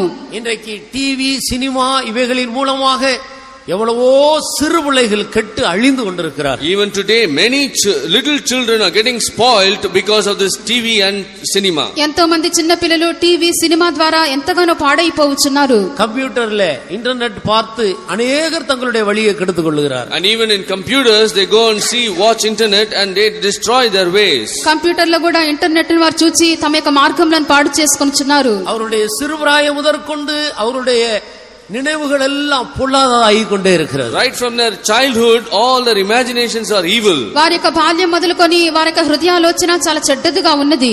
நோவா காலத்தில் நடந்தது போலவே மனுஷகுமாரன் வரும் காலத்திலே நடக்கும். As it happened in the days of Noah, so also will happen in the days of the Son of Man. నోవహు దినముల్లో జరిగినట్టు మనుష్య కుమారుని దినముల్లోనూ జరుగును. ஆண்கள் உடையை பெண்கள் தரிக்கிறது இல்லையா? does not men put on the women's garment? పురుషుల యొక్క వేషము స్త్రీలు ధరించుట లేదా? விசுவாசிகள் உங்களுடைய பிள்ளைகளை குறித்து கவனமாக இருங்க. Believers, be careful regarding your children. విశ్వాసులైన వారు మీ బిడ్డలను గురించి జాగ్రత్తగా ఉండుడి. எத்தனையோ பெண் பிள்ளைகள் ஆண்களைப் போல முடியை கட் பண்றது இல்லையா? Are not many daughters getting their hair cut like boys? ఎంతమంది ఆడపిల్లలు తమ యొక్క వెంట్రుకలను మగవారి వలె కత్తిరించుకొనుచున్నారు కదా? நீங்கள் ஜாக்கிரதையா இருக்க வேண்டும். You should be careful. మీరు జాగ్రత్తగా ఉండవలెను. லோத்து காலத்தில் நடந்தது போல மனுஷகுமாரன் ஒரு காலத்திலே நடக்கும். And what happened in the days of Lot, that same thing will happen in the days of the Son of Man. లోతు దినముల్లో జరిగినట్టు మనుష్య కుమారుని యొక్క దినముల్లోనూ జరుగును. சோதோம் குமரா பட்டணத்தை ஆண்டவர் நெருப்பினால் அழித்து போட்டார். Now God destroyed the city of Sodom and Gomorrah with fire. సొదొమ గొమొర్రా అన్నటువంటి పట్టణమును దేవుడు అగ్ని చేత నాశనం చేసెను. இப்பொழுது நாம் சிந்தித்துக் கொண்டிருக்கிற அந்த எல்லா அருவருப்புகளும் சோதோம் குமராவிலே பெருகிக் கொண்டிருந்தது. Now all the abominations that we were meditating upon, they were all increasing in Sodom and Gomorrah. ఇప్పుడు మనము మాట్లాడుచున్నటువంటి హేయ కార్యములన్నీ కూడా సొదొమ గొమొర్రాలో అధికంగా వర్ధిల్లెను. மனுஷருடைய அக்கிரமம் வானத்தை எட்டியது. The iniquities of men reached heaven. మనుషుని యొక్క అక్రమము ఆకాశం నంటి ఉన్నది. அதை பார்க்கும்படி தேவன் இறங்கி வந்தார். And to see that, God came down. దాన్ని చూచుటకు దేవుడు దిగి వచ్చెను. சோதோம் குமரா பட்டணத்தை அழிப்பதை அல்லாமல் காக்க வழி இல்லாமல் போயிற்று. And except to destroy the city of Sodom and Gomorrah, there was no other way of escape. సొదొమ గొమొర్రా పట్టణమును దేవుడు నాశనం చేయవలసి వచ్చినే గాని కాపాడలేకపోయెను. அதற்குள்ளே இருந்த லோத்து குடும்பத்தை கர்த்தர் பாதுகாத்தார். But Lot's family who was in that Sodom and Gomorrah, God escaped or protected them. దానిలో ఉన్నటువంటి లోతు కుటుంబమును దేవుడు కాపాడి ఉన్నాడు. தூதர்கள் அவருடைய கையை பிடித்துக் கொண்டு போய் பட்டணத்துக்கு வெளியே விட்டார். The angels caught their hand and they left them outside the city. దూతలు వారి యొక్క చేతులను పట్టుకొని పట్టణంనకు వెలుపలికి వారు తీసుకొని పోయిరి. காரணம் என்ன? What is the reason? కారణమేమి? அந்த அருவருப்பான அந்த பட்டணத்திலே லோத்து தன்னுடைய 2 பெண் பிள்ளைகளையும் அவர்கள் எந்த தீமைக்கும் உட்படாதபடி அவர்களை ரொம்ப கண்ணியமாக வீட்டில் வைத்து பாதுகாத்தார். Because in that city, in spite of all those great abominable things, Lot had 2 daughters and he kept their daughters without any impurities from all those abominations. ఈ యొక్క పట్టణమందు లోతు తనకి 2 కుమార్తెలను ఎటువంటి అపవిత్రత వారి జీవితంలో తగలకుండా చాలా భద్రంగా వారిని కాపాడుచున్నాడు. அவர்களை விட்டு வெளியவே அனுப்பாமல் வளர்த்திருக்கிறார். And he had not sent those daughters outside the house. ఇంటి నుండి బయటకు పంపించకుండా తన యొక్క కుమార్తెలను కాపాడి ఉన్నాడు. அவனுக்கு பரிசுத்தத்தை குறித்த ஒரு வெளிப்பாடு இருந்தது. They had a revelation regarding holiness. తనకు పరిశుద్ధతను గురించినటువంటి ఒక ప్రకటన ఉండెను. என்னுடைய பிள்ளைகள் இந்த பூமியிலே பெரிய ஆட்கள் ஆகிறதை விட அவர்கள் பரிசுத்தமாய் தேவனுக்கு பயந்து நடந்தால் போதும் என்று திருப்தியாக இருந்தார். Instead of these 2 daughters becoming very great people in this world, let these 2 daughters become holy and keep themselves quiet in this earth. That was his concentration. నా యొక్క కుమార్తెలు లోకంలో గొప్పవారుగా మారుట కంటేను వారి ఇంట ఉండి పరిశుద్ధులుగాను దైవభక్తి గల వారు ఉండినట్లయితే చాలునని చెప్పి అనుకొని ఉన్నాడు. புருஷரை அறியாத பிள்ளைகளாக அவர்களை வளர்த்து வந்தார். And he made them grow without knowing men. పురుషుని ఎరుగనటువంటి స్త్రీలుగా వారు కనబడి ఉన్నారు. விசுவாசிகளே, லோத்து காலத்தில் நடந்தது போலவே மனுஷகுமாரன் வரும் காலத்திலே நடக்கும். நீயோ உன்னுடைய பிள்ளைகளை பரிசுத்தத்தில் வளர்க்கிறதுல கவனமாக இருப்பாயா. Believers, watch yourselves, because what happened in the days of Lot will happen in the days of Son of Man. So you will have to keep your daughters very much careful and diligent. ప్రియమైన విశ్వాసులారా, లోతు దినముల్లో జరిగినట్టు మనుష్య కుమారుని దినముల్లో జరుగును. నీవైతే నీ యొక్క బిడ్డలను పరిశుద్ధంగా ఉంచుటకు జాగ్రత్త పడుము. விசுவாசிகளுடைய குடும்பங்களிலே டிவி வைத்து அதை பார்த்து பிள்ளைகளை கெட்டுப்போக வழியை உண்டாக்காதீர்கள். Do not keep television in your believers' house and make your children watch it, and do not make them spoil. విశ్వాసుల ఇంటిలో మీరు టీవీ నుంచుకొని మీకు పిల్లలు పాడైపోటకు చోటివ్వవద్దు. அவர்கள் தேவனுக்கு பயப்படுகிறவர்களாக இருந்தால் போதும், அதிகம் படிக்காவிட்டாலும் பரவாயில்லை. அப்படிப்பட்ட ஒரு காலத்துல நான் வந்து விட்டோம். We have come into this period where they are just fearful for the Lord. It is enough. Not reading much is also not essential. We have come into that period. మనము వారి పిల్లలు దేవుని యందు భయభక్తులు కలిగి ఉండినట్లయితే చాలును. అధికంగా వారి విద్యాభ్యాసం కూడా చేయనక్కర్లేదు. మనము ఈ యొక్క కాలంలోకి వచ్చి ఉన్నాము. கர்த்தருக்காக உன் பிள்ளைகளை வளர்த்தால் பிள்ளைகளுடைய காரியங்களை கர்த்தர் பொறுப்பெடுத்துக் கொள்வார். When you grow your children for the Lord will take care of your children. ప్రభు కొరకు నీకు పిల్లలను పెంచినట్లయితే నీకు బిడ్డల యొక్క విషయమును ప్రభువే బాధ్యత వహించును. நோவா காலத்தில் நடந்தது போலவே மனுஷகுமாரன் வரும் காலத்திலே நடக்கும். What happened in the days of Noah will happen in the days of the Son of Man. నోవహు దినముల్లో జరిగినట్టు మనుష్య కుమారుని కుమారుని దినముల్లోని జరుగును. ஆனபடியால் பூர்வ உலகம் அழிக்கப்பட்டது. So because of this the old world was destroyed. అందుచేత పూర్వమందున్నటువంటి లోకము నాశనం చేయబడును. இப்பொழுது இருக்கிற இந்த உலகமோ ஜலத்தினால் அழிக்கப்படாது. இந்த வானமும் பூமியும் அக்கினிக்கு இரையாக வைக்கப்பட்டிருக்கிறது. But this world will not be destroyed by water. It will be kept as a prey for fire, the whole heaven and earth. అయితే ఇప్పుడున్నటువంటి ఆకాశమును భూమి కూడా జలము చేత నాశనం చేయబడదు గాని అగ్ని కొరకు అవి అన్ని కూడా నిలువ చేయబడి ఉన్నవి. இரண்டாம் பேதுருவின் புத்தகம் 3ஆம் அதிகாரம் 7-8 வசனத்தை வாசி. When you read 2 Peter chapter 3 verses 7 and 8. రెండవ పేతురు 3వ అధ్యాయము 7-8 వాక్యములు. இப்பொழுது இருக்கிற வானங்களும் பூமியும் அந்த வார்த்தையினாலே அக்னிக்கு இரையாக வைக்கப்பட்டு தேவ பக்தி இல்லாதவர்கள் நியாயம் தீர்க்கப்பட்டு அழிந்து போகும் நாள் வரைக்கும் காக்கப்பட்டிருக்கிறது.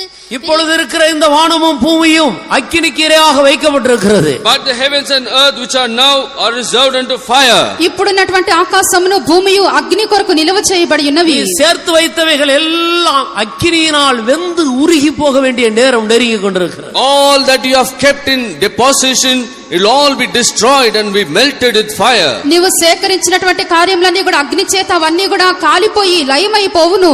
அந்த அக்கினிக்கு தப்புவிக்கப்பட்டு இனி வரப்போகும் உலகத்துக்குள் பிரவேசிக்கும்படியாக தேவன் இந்த நாளிலேயும் நோவா காலத்தில் ஒரு வழியை உண்டாக்குனது போல தேவன் அதற்கு ஒரு வழியை உண்டாக்கி இருக்கிறார். Like how God made a way in the days of Noah, so also God is trying to make a way in the days now which is going to be kept for destruction, and through he has kept a way for us. అగ్ని నుండి మనం తప్పించబడి రాబోనటువంటి లోకంలోనికి మనం ప్రవేశించినట్లుగా నోవహు యొక్క దినముల్లో మార్గమును సిద్ధపరిచిన దేవుడు ఈ కాలమందు కూడా ఒక మార్గమును సిద్ధం చేయుచున్నాడు.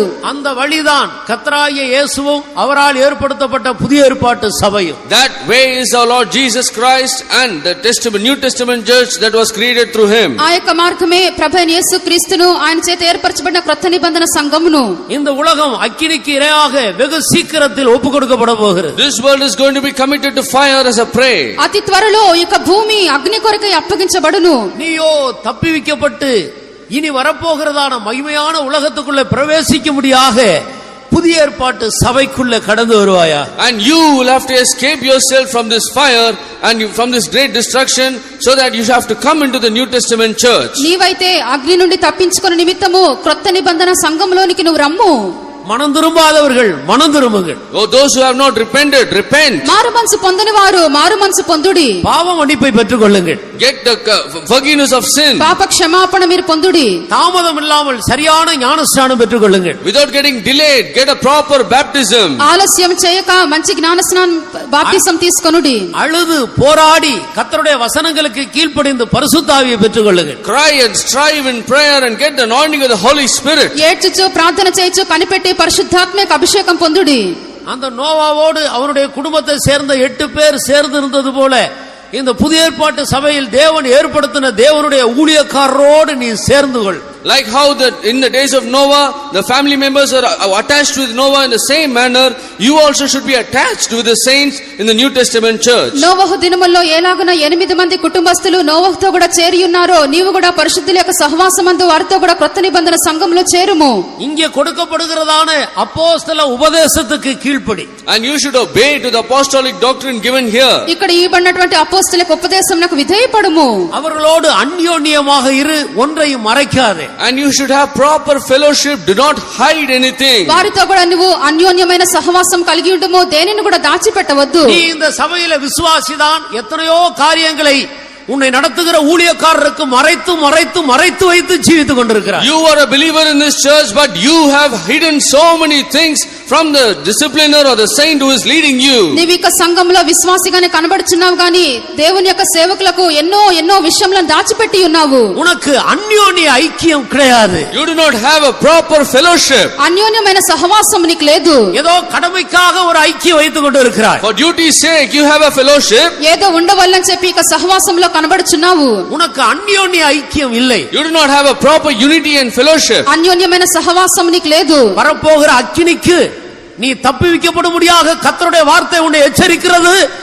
மறைத்து வைத்தவைகளை நீ திறந்த விதத்தில் அறிக்கையிட்டு ஊழியர்களோடு அந்யோன்ய ஐக்கியத்தைக்குள்ள கடந்து வா. The word of the Lord is warning you now. Whatever you were hidden from the saints of God, open it to them, and also have a proper and unity and fellowship with the saints of God. నీవు అగ్ని నుండి తప్పించుకొని నిమిత్తము ఏ ఏ కార్యములను దాచిపెట్టి ఉన్నావో అవన్నీ కూడా బహిరంగంగా ఒప్పుకోలు చేసి దేవుని యొక్క సేవకులతో అన్యోన్యమైన సహవాసం కలిగి ఉండుము. கர்த்தருக்கு ஸ்தோத்திரம். Praise the దేవునికి Lord. స్తోత్రము.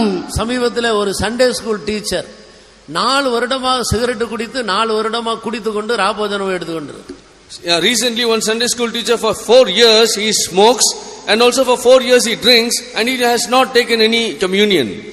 గత 4 సంవత్సరములుగా ఒక సండే స్కూల్ ఉపాధ్యాయుడైనటువంటి వారు సిగరెట్ త్రాగుచు, పొగ త్రాగుచు, మిగిలినటువంటి మద్యపానం కూడా సేవించుచు ప్రభురాత్రి భోజనంలో కూడా పాలు పొందుచున్నారు. உன்னுடைய பலவீனங்களை திறந்த விதத்தில் அறிக்கையிட்டு ஊழியர்களோடு அந்யோன்ய ஐக்கியமாக இரு. அவன் உனக்காக தேவ சமூகத்தில் நின்று பரிந்து பேசுகிற தேவ ஊழியக்காரனாக நிற்கிறானே.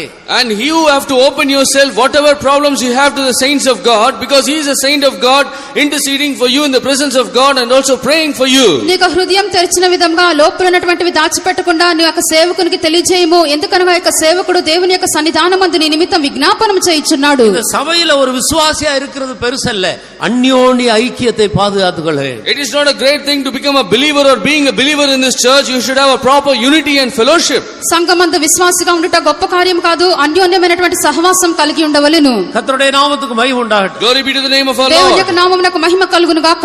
அப்பம் விக்குதலிலே உறுதியாக தரித்திரு. You have to be steadfast in the breaking of the bread. రొట్టె విరుచుట యందును స్థిరముగా ఎడతెగ్గా నిలిచి ఉండుము. எல்லா சுத்திகரிப்பு கூட்டங்களுக்கு வந்து சுத்திகரித்துக் கொண்டு நிதானித்து அறிந்து நீ கர்த்தராகிய இயேசு கிறிஸ்துவுடைய மாமிசத்தை புசித்து இரத்தத்தை பானம் பண்ணி நித்திய ஜீவனிலே வளர்ந்து கொண்டே இரு. Attending all the sanctification meetings, you have to sanctify yourself, get yourself purified, also put away all the evil things, and take part in the communion, breaking of the bread and drinking of the wine, and go forward in the eternal things. నీవు శుద్ధీకరణ కూటంలోనికి కూడా సరిగ్గా వచ్చి నువ్వు హాజరై నీవు శుద్ధీకరించుకొని నీ యొక్క జీవితం సరిగా వివేచించి నువ్వు తెలుసుకున్నవాడవై పవిత్రపరచుకొని ప్రభు యొక్క రొట్టెలోను ప్రభు యొక్క ద్రాక్షారసంలోను కూడా నువ్వు పాలు పొంది నిత్య జీవమునందు నువ్వు ఎదుగుచూ ఉండుము. இனி இந்த உலகத்தில் உனக்கு ஒன்று வேண்டாம். You do not need anything in this world. ఇక ఈ లోకమందు నీకు ఏదీ இந்த అక్కరలేదు. உலகமானது அக்கினிக்கு இரையாக வைக்கப்பட்டிருக்கிறது. This world is kept for fire. ఈ యొక్క భూమి అగ్ని కొరకు నిలువ చేయబడి ఉన్నది. உனக்கு உலகம் வேண்டுமா? வரப்போகிற உலகம் வேண்டுமா? Do you need this world or the world that is going to come? నీకు ఈ లోకం కావాలనా లేక రాబో లోకం కావాలనా? எப்போதும் ஜெபம் பண்ணி உன்னுடைய முழு குடும்பத்தையும் ஜெபத்துக்குள்ள வைத்து பாதுகாத்துக் கொண்டு ஜீவிப்பாயா. Always pray and also keep your family in prayer and grow forward. ఎల్లప్పుడు కూడా ప్రార్థన చేయొచ్చు, నీ కుటుంబమును కూడా ప్రార్థనలో ఉంచి నువ్వు ముందుకు సాగుము. இந்த புதிய ஏற்பாட்டு சபைக்குள்ள வந்த ஒரு கூட்ட ஜனத்தை ஆண்டவர் பாதுகாத்து இனி வரப்போகிற உலகத்துக்காக தேவன் அவர்களை ஆயத்தம் பண்ணி கொண்டிருக்கிறார். One group of people in this New Testament church, God has protected them and he is preparing them for the world that is going to come. ఈ యొక్క క్రొత్త నిబంధన సంఘమందు ఉన్నటువంటి ఒక గుంపు జనులను దేవుడు కాపాడి రాబోనటువంటి లోకంలోనికి ప్రవేశింపజేయుచున్నాడు. இதற்கு முன்பு இருந்த பூர்வ உலகத்தை போலவும் இப்பொழுது இருக்கிறதான இந்த உலகத்தை போல இனி வரப்போகிற உலகம் இருக்காது. Like how in the old world, not the world that is in the present world, the world that is going to come will be totally different. పూర్వమందు ఉన్నటువంటి లోకం ఉన్నట్లుగా ప్రస్తుతం కనబడుచున్నటువంటి లోకం ఉన్నట్లుగా రాబోనటువంటి లోకము అలాగున కనబడదు. நீங்கள் வெளிப்படுத்தின விசேஷம் 21ஆம் அதிகாரத்துக்கு வரும் பொழுது When you come to Revelation chapter 21, ప్రకటన గ్రంథము 21వ అధ్యాయంకు మనం వచ్చినప్పుడు அப்போஸ்தலனாகிய யோவான் பத்ம தீவுல இருக்கும்போது இனி வரும் உலகம் எப்படிப்பட்டதாக இருக்கும் என்று ஆண்டவர் அதை காட்டிக் கொடுக்கிறார். when John's gospel was in the Isle of Patmos, God is revealing about the world that is going to come. అపోస్తలుడైనటువంటి యోహాను పద్మాసు ద్వీపంలో ఉండినప్పుడు రాబోనటువంటి లోకము ఎలాగుండునని చెప్పి చూపించి ఉన్నాడు. முதல் வசனத்திலிருந்து வாசியுங்கள். Read from the first మొదటి verse. వాక్యం నుండి చదువుడి. பின்பு நான் புதிய வானத்தையும் புதிய பூமியும் கண்டேன். முந்தின வானமும் முந்தின பூமியும் ஒழிந்து போயின, சமுத்திரமும் இல்லாமற் போயிற்று. யோவானாகிய நான் புதிய எருசலேமாகிய பரிசுத்த நகரத்தை தேவனிடத்தில் நின்று பரலோகத்தை விட்டு இறங்கி வர கண்டேன். அது தன் புருஷனுக்காக அலங்கரிக்கப்பட்ட மணவாட்டியை போல் ஆயத்தமாக்கப்பட்டிருந்தது. கர்த்தருக்கு ஸ்தோத்திரம். Praise the Lord. దేవునికి స్తోత్రము. நான் புதிய வானத்தையும் புதிய பூமியையும் கண்டேன். I saw a new heaven and a new earth. అంతటా నేను క్రొత్త ఆకాశమును క్రొత్త భూమిని చూచితిని. முந்தின வானமும் முந்தின பூமியும் ஒழிந்து போயிற்று. For the first heaven and the first earth were destroyed. మొదటి ఆకాశమును మొదటి భూమియు గతించిపోయెను. சமுத்திரமும் இல்லாமல் போயிற்று. There was no more sea. సముద్రమును ఇకను లేదు. பின்பு யோவானாகிய நான் புதிய எருசலேமாகிய பரிசுத்த நகரம் பரலோகத்திலிருந்து தேவனை விட்டு இறங்கி வர கண்டு. And I saw the holy city New Jerusalem coming down from God out of heaven. మరియు నేను నూతనమైన యెరూషలేమన పరిశుద్ధ పట్టణము పరలోకమందున దేవుని యొద్ద నుండి దిగివచ్చుట చూచితిని. அது தன் புருஷனுக்காக அலங்கரிக்கப்பட்டதான மணவாட்டிக்கு ஒப்பாக இருந்தது. It was like a prepared as a bride adorned for her husband. అది తన యొక్క భర్త కొరకు అలంకరింపబడిన పెళ్లి కుమార్తె వలె సిద్ధపడి ఉన్నది. அருமையான தேவனுடைய ஜனமே, Beloved people of God, ప్రియమైన దేవుని జనమా, இந்த மூன்று உலகத்தை உன்னால் முழு இருதயத்தோடு விசுவாசிக்க முடிகிறதா? can you with your whole heart believe all these three worlds? ఇక మూడు లోకములు పూర్ణ హృదయంతో విశ్వసింపగలవా? பூர்வ உலகம் அழிந்து போனதை மனதார விசுவாசிக்கிறாயா? Are you wholeheartedly believing the old world that has been destroyed? పూర్వకాలమందున లోకము నశించిపోయినని మనసారా విశ్వసించున్నావా? அதுபோலவே இப்பொழுது இருக்கிற இந்த உலகம் அக்கினிக்கிரையாக வைக்கப்பட்டிருக்கிறது. நோவா காலத்தில் நடந்தது போல சம்பவங்கள் அதை பார்க்கில அதிகமாக நடந்து கொண்டிருக்கிறது என்பதை நீ விசுவாசிக்கிறாயா? Are you believing that in this present world all the things that happened in the days of Noah are happening, more things are happening compared to it, and it is kept for fire? Do you believe this? ఈ యొక్క ప్రస్తుతమైనటువంటి లోకము అగ్ని కొరకు నిలవ చేయబడినది. నోవహు దినముల్లో జరిగినట్టుగాను దానికంటే కూడా అధికంగా హేయమైన కార్యములు జరుగునట్లుగా నువ్వు విశ్వసించున్నావా? எப்படி விசுவாசிக்கிறது உண்மையானால் இனி வரப்போகிற உலகத்தையும் விசுவாசிப்பாயா? If it is true that you believe, then you will have to believe the coming world. నీవు ఈ కార్యములన్నీ కూడా విశ్వసించట నిజమైతే రాబోనటువంటి లోకము కూడా నువ్వు విశ్వసించుము. இந்த வானமும் இந்த பூமியும் ஒளிந்து போகும், சமுத்திரமும் சீக்கிரத்திலே இல்லாமல் போக போகிறது. This heaven and this earth will be passed away. There will be no more sea. ఈ యొక్క ఆకాశమును భూమియు త్వరగా గతించిపోవును, సముద్రమును ఇక ఉండదు. புதிய வானங்களும் புதிய பூமியும் ஸ்தாபிக்கப்பட போகிறது. And a new heaven and new earth are going to be established. క్రొత్త ఆకాశములు క్రొత్త భూమియు స్థాపించబడును. புதிய எருசலேமை ஆண்டவர் வெளிப்படுத்த போகிறார். God is going to reveal New Jerusalem. నూతనమైన యెరూషలేమును ప్రభు బయలుపరచును. அங்கே அழுகை இல்லை, There is no weeping. అక్కడ ఏడ్పు లేదు, அங்கே கண்ணீர் இல்லை, There is no tears. అక్కడ కన్నీళ్లు లేవు, அங்கே பசி இல்லை, There is no hunger. అక్కడ ఆకలి లేదు, அங்கே தாகம் இல்லை, There is no thirst. అక్కడ దప్పిక లేదు, அங்கே பாவம் இல்லை, There is no sin. అక్కడ పాపము లేదు, அங்கே பிசாசு இல்லை. There is no Satan. అక్కడ అపవాది లేడు. கர்த்தருக்கு ஸ்தோத்திரம். Praise the Lord. దేవునికి స్తోత్రము. அங்கே ராக்காலம் இல்லை, There is no darkness. అక్కడ రాత్రి లేదు, அது எப்போது வெளிச்சமாக இருக்கும். It will always be shining. ఎల్లప్పుడు కూడా వెలుగుగా ఉండును. இப்பொழுது இருக்கிற இந்த சூரிய வெளிச்சம் அங்கே தேவையில்லை. And this sun which is shining now is not needed there. ఇప్పుడున్నటువంటి సూర్య ప్రకాశం అక్కడ అక్కరలేదు. அந்த ராஜ்யத்துக்குள்ள பிரவேசிக்கிற ஒவ்வொரு தேவனுடைய பிள்ளையும் சூரியனை போல பிரகாசித்துக் கொண்டிருப்பார்கள். Every child of God who are getting into that kingdom will be shining as a sun. ఆ యొక్క రాజ్యంలోనికి ప్రవేశించినటువంటి దేవుని యొక్క బిడ్డలందరూ సూర్యుని వలె తేజరిల్లుదురు. அந்த ராஜ்யத்துக்கு முடிவு இருக்காது. And there is no end for that kingdom. ఆ యొక్క రాజ్యం నాకు అంతము లేదు. அந்த ராஜ்யத்திலே தீமையை காண முடியாது. You cannot see evil in that kingdom. ఆ యొక్క రాజ్యమందు కీడును మనం చూడలేము. ஒரு பாவியும் அந்த ராஜ்யத்துக்குள்ள பிரவேசிக்க முடியாது. Not even a sinner can get into that kingdom. ఒక్క పాపియు ఈ యొక్క రాజ్యంలోనికి ప్రవేశింపలేడు. தீட்டுள்ளதும் அருவருப்பையும் பொய்யையும் நடப்பிக்கிற ஒன்றும் அதிலே பிரவேசிக்காது. That which is defiling and that which is lying will never enter into that kingdom. నిషిద్ధమైనది అసహ్యమైనది అబద్ధమైన జరిగించేవాడు దానిలోనికి ప్రవేశింపడు. அந்த ராஜ்யத்திலே இப்படிப்பட்ட சரீரம் இருக்காது. And in that kingdom this body will not be present. ఆ యొక్క రాజ్యమందు ఇటువంటి శరీరం ఉండదు. அது மகிமையான ஒரு ராஜ்யம். That is a glorious kingdom. అది మహిమగల రాజ్యము. அதிலே வாசம் பண்ணுகிறவர்கள் எல்லாம் மகிமையின் சரீரத்தோடு இருப்பார்கள். And those who are dwelling there will have a glorious body. ఆ రాజ్యమందు నివసించువారు మహిమగల శరీరం గలవారు. இனி வரும் உலகத்தை குறித்து பேசுகிறோமே. We are all talking about the coming world. ఇక రాబో లోకమును గురించి మాట్లాడుచున్నాము. ஆண்டவர் அதை தூதர்களுக்கு கீழ்ப்படுத்தவில்லை. God did not subject that to the angels. దేవుడు దాని దూతలకు లోపరచలేదు.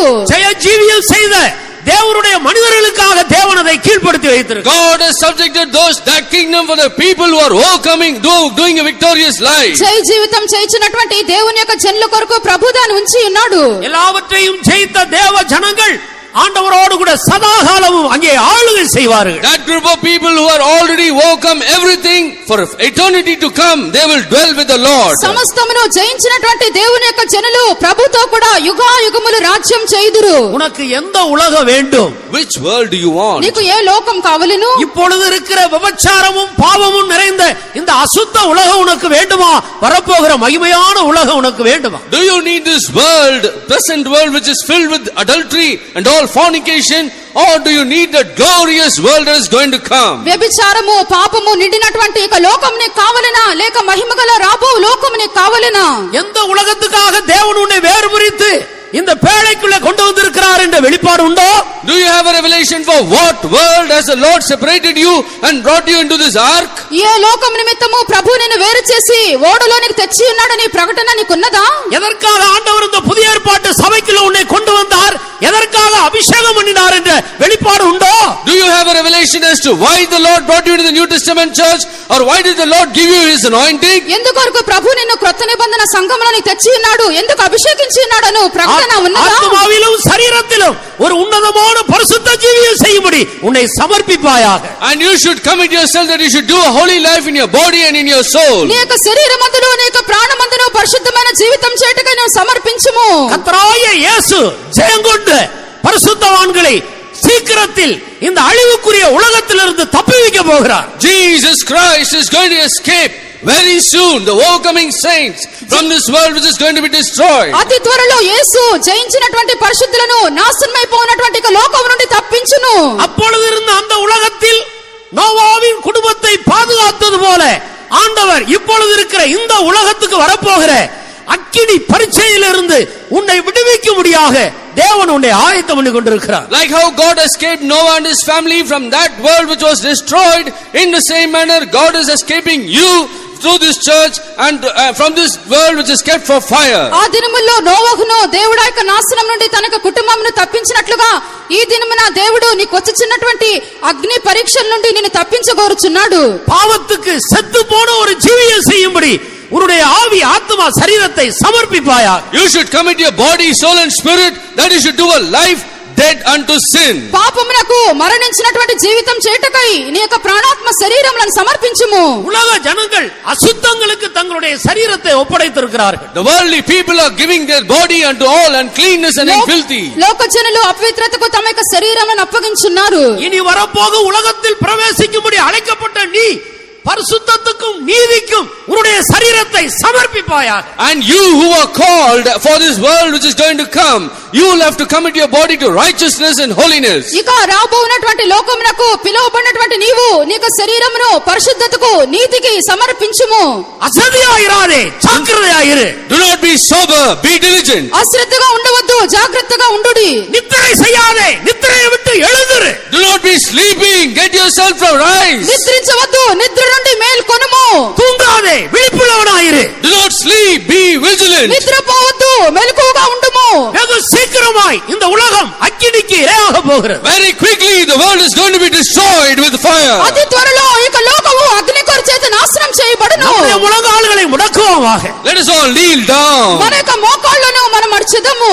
உன்னதமான ஒரு வாழ்க்கைக்காய் நம்மை சமர்ப்பிப்போமாக. Let us all commit for a very high lofty life. ఉన్నతమైనటువంటి జీవితములకై మనం సమర్పించదము. உன்னதத்திலே இருந்து ஒரு அபிஷேகம் இறங்கும்படி உன்னுடைய இருதயத்தை திறந்து கொடுப்பாயா. Open your heart so that a great anointing is going to come from a very high place. ఉన్నతము నుండి ఒక అభిషేకం దిగి వచ్చినట్లుగా నీకు హృదయమును తెరువుము. இனி வரப்போகிற உலகத்துக்காக நான் ஜீவிப்பேன் என்று மனதில் உறுதியான தீர்மானம் எடுப்பாயா. Make a strong determination in your heart that I am going to live for the world to come. ఇక రాబోవునటువంటి లోకం కొరకు నేను జీవించేదని చెప్పి నీకు మనసులో స్థిరమైన తీర్మానం చేయుము. உன்னுடைய தீர்மானம் உறுதியாய் இருந்தால் உனக்குள்ள என்ன பலவீனங்கள் தோல்வி இருந்தாலும் கர்த்தர் உன்னை மன்னித்து உன்னை விடுவிக்க இப்போது உண்மையுள்ளவராக இருக்கிறார். If your determination is steadfast and strong, our Lord is faithful to help you from all your weaknesses to keep your determination true. నీ యొక్క తీర్మానము స్థిరంగా ఉండినట్లయితే నీ యొక్క జీవితంలో ఎటువంటి బలహీనతలు కొరతలు ఉండినప్పటికీ ప్రభు వాటన్నిటిని క్షమించి నిలవబెట్టుటకు శక్తిమంతుడు. உன்னை நீயே குற்றப்படுத்திக் கொண்டிருக்காதே. Do not make yourself guilty.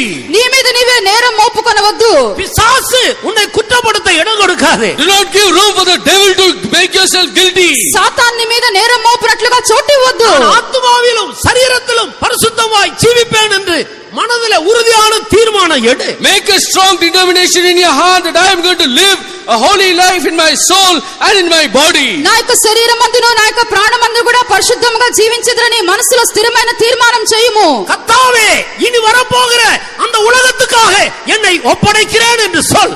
Say, Lord, I am committing myself for the world that is going to come. ప్రభువా, ఇక రాబోనటువంటి ఆ లోకమునకై నన్ను అప్పగించుకొనిచున్నానని చెప్పుము. இந்த உலகம் எனக்கு வேண்டாம். I do not need this ఈ యొక్క world. లోకము నాకు వద్దు. எத்தனை பேர் வாயை திறந்து தைரியமாய் சொல்ல சொல்ல முன்னுக்கு வருகிறீர்கள்? How many of you are coming forward, opening your mouths and saying this? ఎంతమంది నోరు తెరిచి ఈ మాటలను ధైర్యంగా చెప్పుచున్నారు? இந்த உலகம் எனக்கு வேண்டாம். I do not need this ఈ world. లోకము నాకు వద్దు. பாவம் எனக்கு வேண்டாம். I do not need sin. పాపము నాకు వద్దు. லௌகீகம் எனக்கு I வேண்டாம். do not need the worldliness. లౌకికము నాకు వద్దు. எனக்கு இயேசு போதும். And Jesus is enough for me. యేసు నాకు చాలును. நான் பரிசுத்தமாய் ஜீவித்தால் போதும். It is enough if I stay holy. నేను పరిశుద్ధంగా జీవించినట్లయితే చాలును. இனி வரும் அந்த மகிமையான உலகத்தில் நான் பிரவேசிப்பேன். I am going to enter into that world that is going to come. ఇక రాబోయేటువంటి మహిమగల లోకంలోనికి నేను ప్రవేశించదును. உன்னுடைய தீர்மானத்தை கர்த்தராகிய இயேசு பார்த்து கொண்டிருக்கிறார். Jesus is seeing your determination. మన యొక్క తీర్మానమును ప్రభువు యేసు చూస్తున్నాడు. அவர் உன்னுடைய தோல்வியை பார்க்கிறதில்லை. He is not seeing your defeat. ఆయన నీ అపజయము చూచుటలేదు. அவர் உன்னுடைய பலவீனத்தை பார்க்கிறதில்லை. He is not seeing your ఆయన నీ weakness. బలహీనత చూచుటలేదు. அவர் உன்னுடைய குறைகளை பார்க்கிறதில்லை. He is not seeing your ఆయన నీ shortcomings. కొరతలను చూచుటలేదు. அவர் உன்னுடைய தீர்மானத்தை பார்க்கிறார். He is seeing your ఆయన determination. నీ తీర్మానం చూస్తున్నాడు. உன்னுடைய தீர்மானம் சரியா இருந்தால், If your determination is right, నీ తీర్మానము సరిగ్గా ఉన్నట్లయితే நீ எந்த கட்டுக்குள் இருந்தாலும் உன்னை விடுவிக்க அவர் உண்மை இல்லவர். whatever bond you might be, He is strong to deliver you. ఏ బంధకంలో ఉన్నను ప్రభువు నిన్ను విడిపింపగలడు. கர்த்தருடைய ஆவி எங்கே உண்டோ அங்கே விடுதலை உண்டு. Where the Spirit of the Lord is, there is deliverance. దేవుని యొక్క ఆత్మ ఎక్కడ ఉండునో అక్కడ స్వాతంత్రం ఉన్నది. உன்னுடைய தீர்மானம் சரியா இருந்தால், If your determination is నీ correct, తీర్మానము సరిగ్గా ఉన్నట్లయితే உனக்கு ஜெய ஜீவியத்தை கொடுக்க அவர் உண்மையா இருப்பார். He is true to give you victorious నీకు life. జయ జీవితం ఇచ్చినకు దేవుడు నమ్మకస్తుడు. எழும்பி தேவ வல்லமையை தரித்துகள். Arise and put on the power of God. లెమ్ము, దేవుని యొక్క బలము ధరించుము.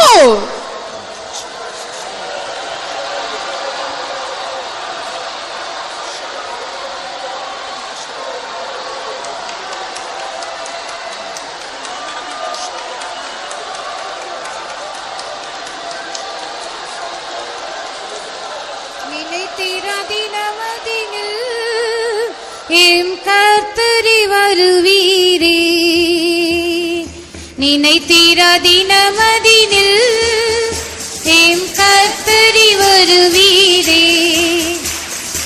ஆவியாத்மா மாமிசமூற்றும் மகிமையில் சேர்த்திடவே, ஆவியாத்மா மாமிசமூற்றும் மகிமையில் சேர்த்திடவே, மாசிலா பரிசுத்தராக மண் மீது துலங்கிடவே, மாசிலா பரிசுத்தராக மண் மீது துலங்கிடவே, ஆவியாத்மா மாமிசமூற்றும் மகிமையில் சேர்த்திடவே, ஆவியாத்மா மாமிசமூற்றும் மகிமையில் சேர்த்திடவே, மாசிலா பரிசுத்தராக மண் மீது துலங்கிடவே, மாசிலா பரிசுத்தராக மண் மீது துலங்கிடவே, ஆவியாத்மா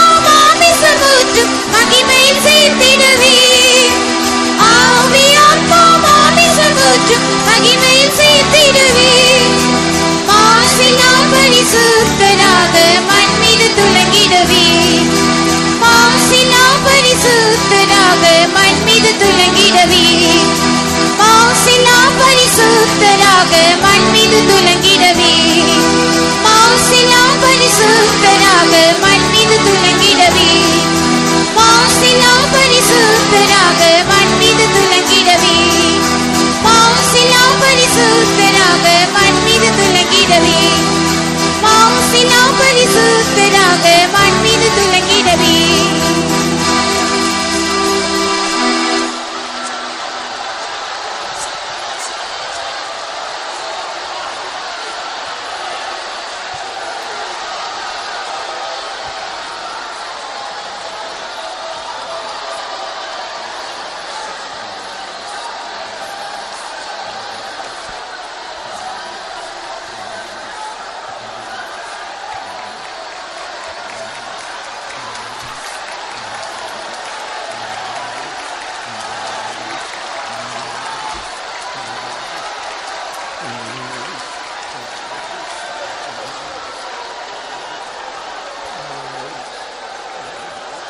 நினைத்திர தினமதினில் கர்த்தரை வருவீரே நினைத்திர தினமதினில் எம் கர்த்தரை வருவீரே ஆவியாத்மா மாமிசமுற்றும் மகிமையில் சேர்த்திடுவே ஆவியாத்மா மாமிசமுற்றும் மகிமையில் சேர்த்திடுவே மாசில்லா பரிசுத்தராக மண் மீது துலங்கிடவே மாசில்லா பரிசுத்தராக மண் மீது துலங்கிடவே மாசில்லா பரிசுத்தராக மண் மீது துலங்கிடவே மாசில்லா பரிசுத்தராக மண் மீது துலங்கிடவே மாசில்லா பரிசுத்தராக மண் மீது துலங்கிடவே மாசில்லா பரிசுத்தராக மண் மீது துலங்கிடவே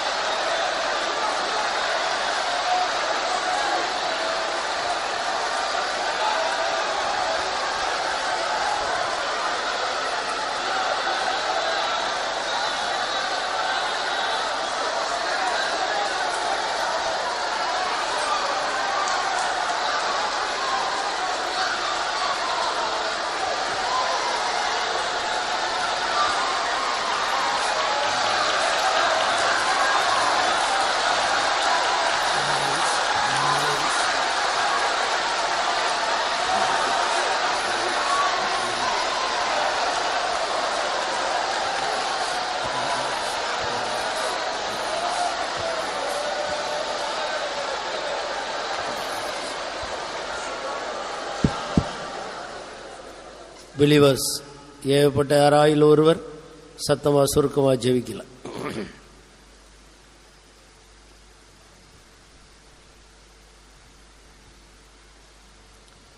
விசுவாசிகள் ஏகப்பட்ட யாராயில் ஒருவர் சத்தமா சுருக்கமா ஜெபிக்கலாம்.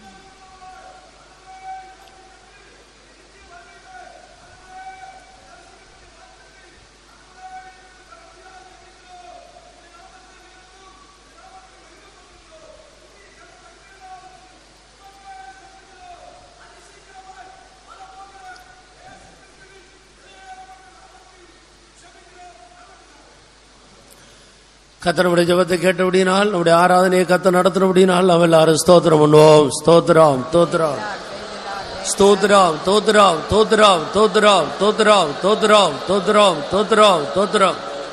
கர்த்தர் நமக்கு தந்த வசனங்களுக்காக, நமக்கு தந்த எச்சரிப்புகளுக்காக, கர்த்தர் நமக்கு தந்ததான ஆலோசனைகளுக்காக நம்ம எல்லாரும் ஸ்தோத்திரம் பண்ணுவோம். ஸ்தோத்திரம் ஸ்தோத்திரம் ஸ்தோத்திரம் ஸ்தோத்திரம் ஸ்தோத்திரம் ஸ்தோத்திரம் ஸ்தோத்திரம் ஸ்தோத்திரம் ஸ்தோத்திரம். கேட்ட வசனங்களை விட்டு வலது பக்கம் இடது பக்கம் சாயாமல் அந்த வசனங்களுக்கு நடுங்கி இனி வரப்போகிற அந்த மகிமையான உலகத்துக்கு நம்மை ஆயத்தப்படுத்திக் கொள்ளும்படி கர்த்தர் நமக்கு உதவி செய்ய முடியாது. கர்த்தருடைய கரத்தில் நம்ம ஒப்பு கொடுத்து ஸ்தோத்திரம் பண்ணுவோம். ஸ்தோத்திரம் ஸ்தோத்திரம் ஸ்தோத்திரம் ஸ்தோத்திரம் ஸ்தோத்திரம் ஸ்தோத்திரம் ஸ்தோத்திரம் ஸ்தோத்திரம் ஸ்தோத்திரம் ஸ்தோத்திரம் ஸ்தோத்திரம் ஸ்தோத்திரம். எல்லா மகிமையும் கனமும் துதியும் கர்த்தருக்கு கொடுத்து ஸ்தோத்திரம் பண்ணுவோம். ஸ்தோத்திரம் ஸ்தோத்திரம் ஸ்தோத்திரம் ஸ்தோத்திரம் ஸ்தோத்திரம் ஸ்தோத்திரம். ஹல்லேலூயா. எங்கள் நல்ல இயேசுவே, இந்த நல்ல வேலைக்காக துதிக்கிறோம் சுவாமி. இந்த கால வேளையில் நீர் எங்களிடம் மத்து கடந்து வந்து எங்களுக்கு அந்த திவ்ய ஆலோசனைகளுக்கு ஆசோத்திரம் உடைய கிருபுள்ள வசனத்தை எங்களை ஒப்படைக்கிற சுவாமி. அது எங்களுக்கு நிச்சயத்துக்கும் பிரயோஜனமாக காணப்படும்படி எங்களுக்கு உதவி செய்யும்படி ஆமடத்தில் வேண்டிக் கொள்கிறோம் ஆண்டவரே. இப்பொழுது இருக்கிறதான உலகங்கள் அக்கினிக்கிரையாக வைக்கப்பட்டிருக்கிறது என்றும் நாங்கள் வரப்புற உலகத்துக்காக காத்து கொண்டிருக்கோம் என்பதை நாங்கள் அறிந்திருக்கிறோம் ஆண்டவரே. அப்படிப்பட்டவளாக நாங்கள் பூர்வ காலத்தில் உள்ள உலகத்தில் காணப்பட்ட சீர்கேடுகள் ஒன்றும் எங்களுக்கு காணப்படாத விட எங்களை பாதுகாத்துக்கள் எங்களுக்கு இருபதர முடியாமல் வேண்டுகிறோம். இந்த நாட்களில் இருந்ததான ஜனங்களை இறைத்த நினைவு தோட்டமெல்லாம் அனைத்தும் பொல்லாததாக இருந்து நாங்கள் அறிந்திருக்கிறோம். அப்படிப்பட்ட பாவங்கள் எங்களுடைய ஜீவத்தை காணப்படாத எங்களை பாதுகாத்துக்கொள்ள எங்களுக்கு இருபதர முடியாமல் வேண்டுகிறோம். தேவபுத்திரராய் நாங்கள் மனுஷ பாதியோட சம்பந்தம் கனவாதவர்களாக காணப்பட எங்களுக்கு இருபதர முடியாமல் வேண்டுகிறோம். நாட்கள் நடந்தது போலும் லோத்தின் காலத்தில் நடந்தது போலும் மனுஷகுமாரன் வரும் காலத்தில் நடக்கும் என்று நாங்கள் அறிந்திருக்கிறோம் சுவாமி. அப்படிப்பட்ட நாட்கள் நடந்ததான அக்கிரமங்கள் உண்டு எங்களுடைய ஜீவத்தை காணப்பட வேண்டாம். இந்த நாட்கள் எங்களை ஆழமாக சுத்திகரித்து கொண்டு பரிசுத்தமாக அடைத்து நாங்கள் பாதுகாக்கப்பட்டு எங்களோட ஆத்மாவின் சரீரத்தை நாங்கள் பரிசுத்தமாக ஜீவித்து வரப்போற உலகமாய புதிய சின்னமாய பரிசுத்த நகரத்துக்காக அவரோடு காத்துக்கொண்டு அனுபவத்தை பெற்றுக்கொண்ட கிருபைதாரும் இயேசுவின் நாமத்தை கேட்கிறோம் பிதாவே. ஆமென். ஸ்தோத்திரிப்போம். ஸ்தோத்திரம் ஸ்தோத்திரம் ஸ்தோத்திரம் ஸ்தோத்திரம் ஸ்தோத்திரம்.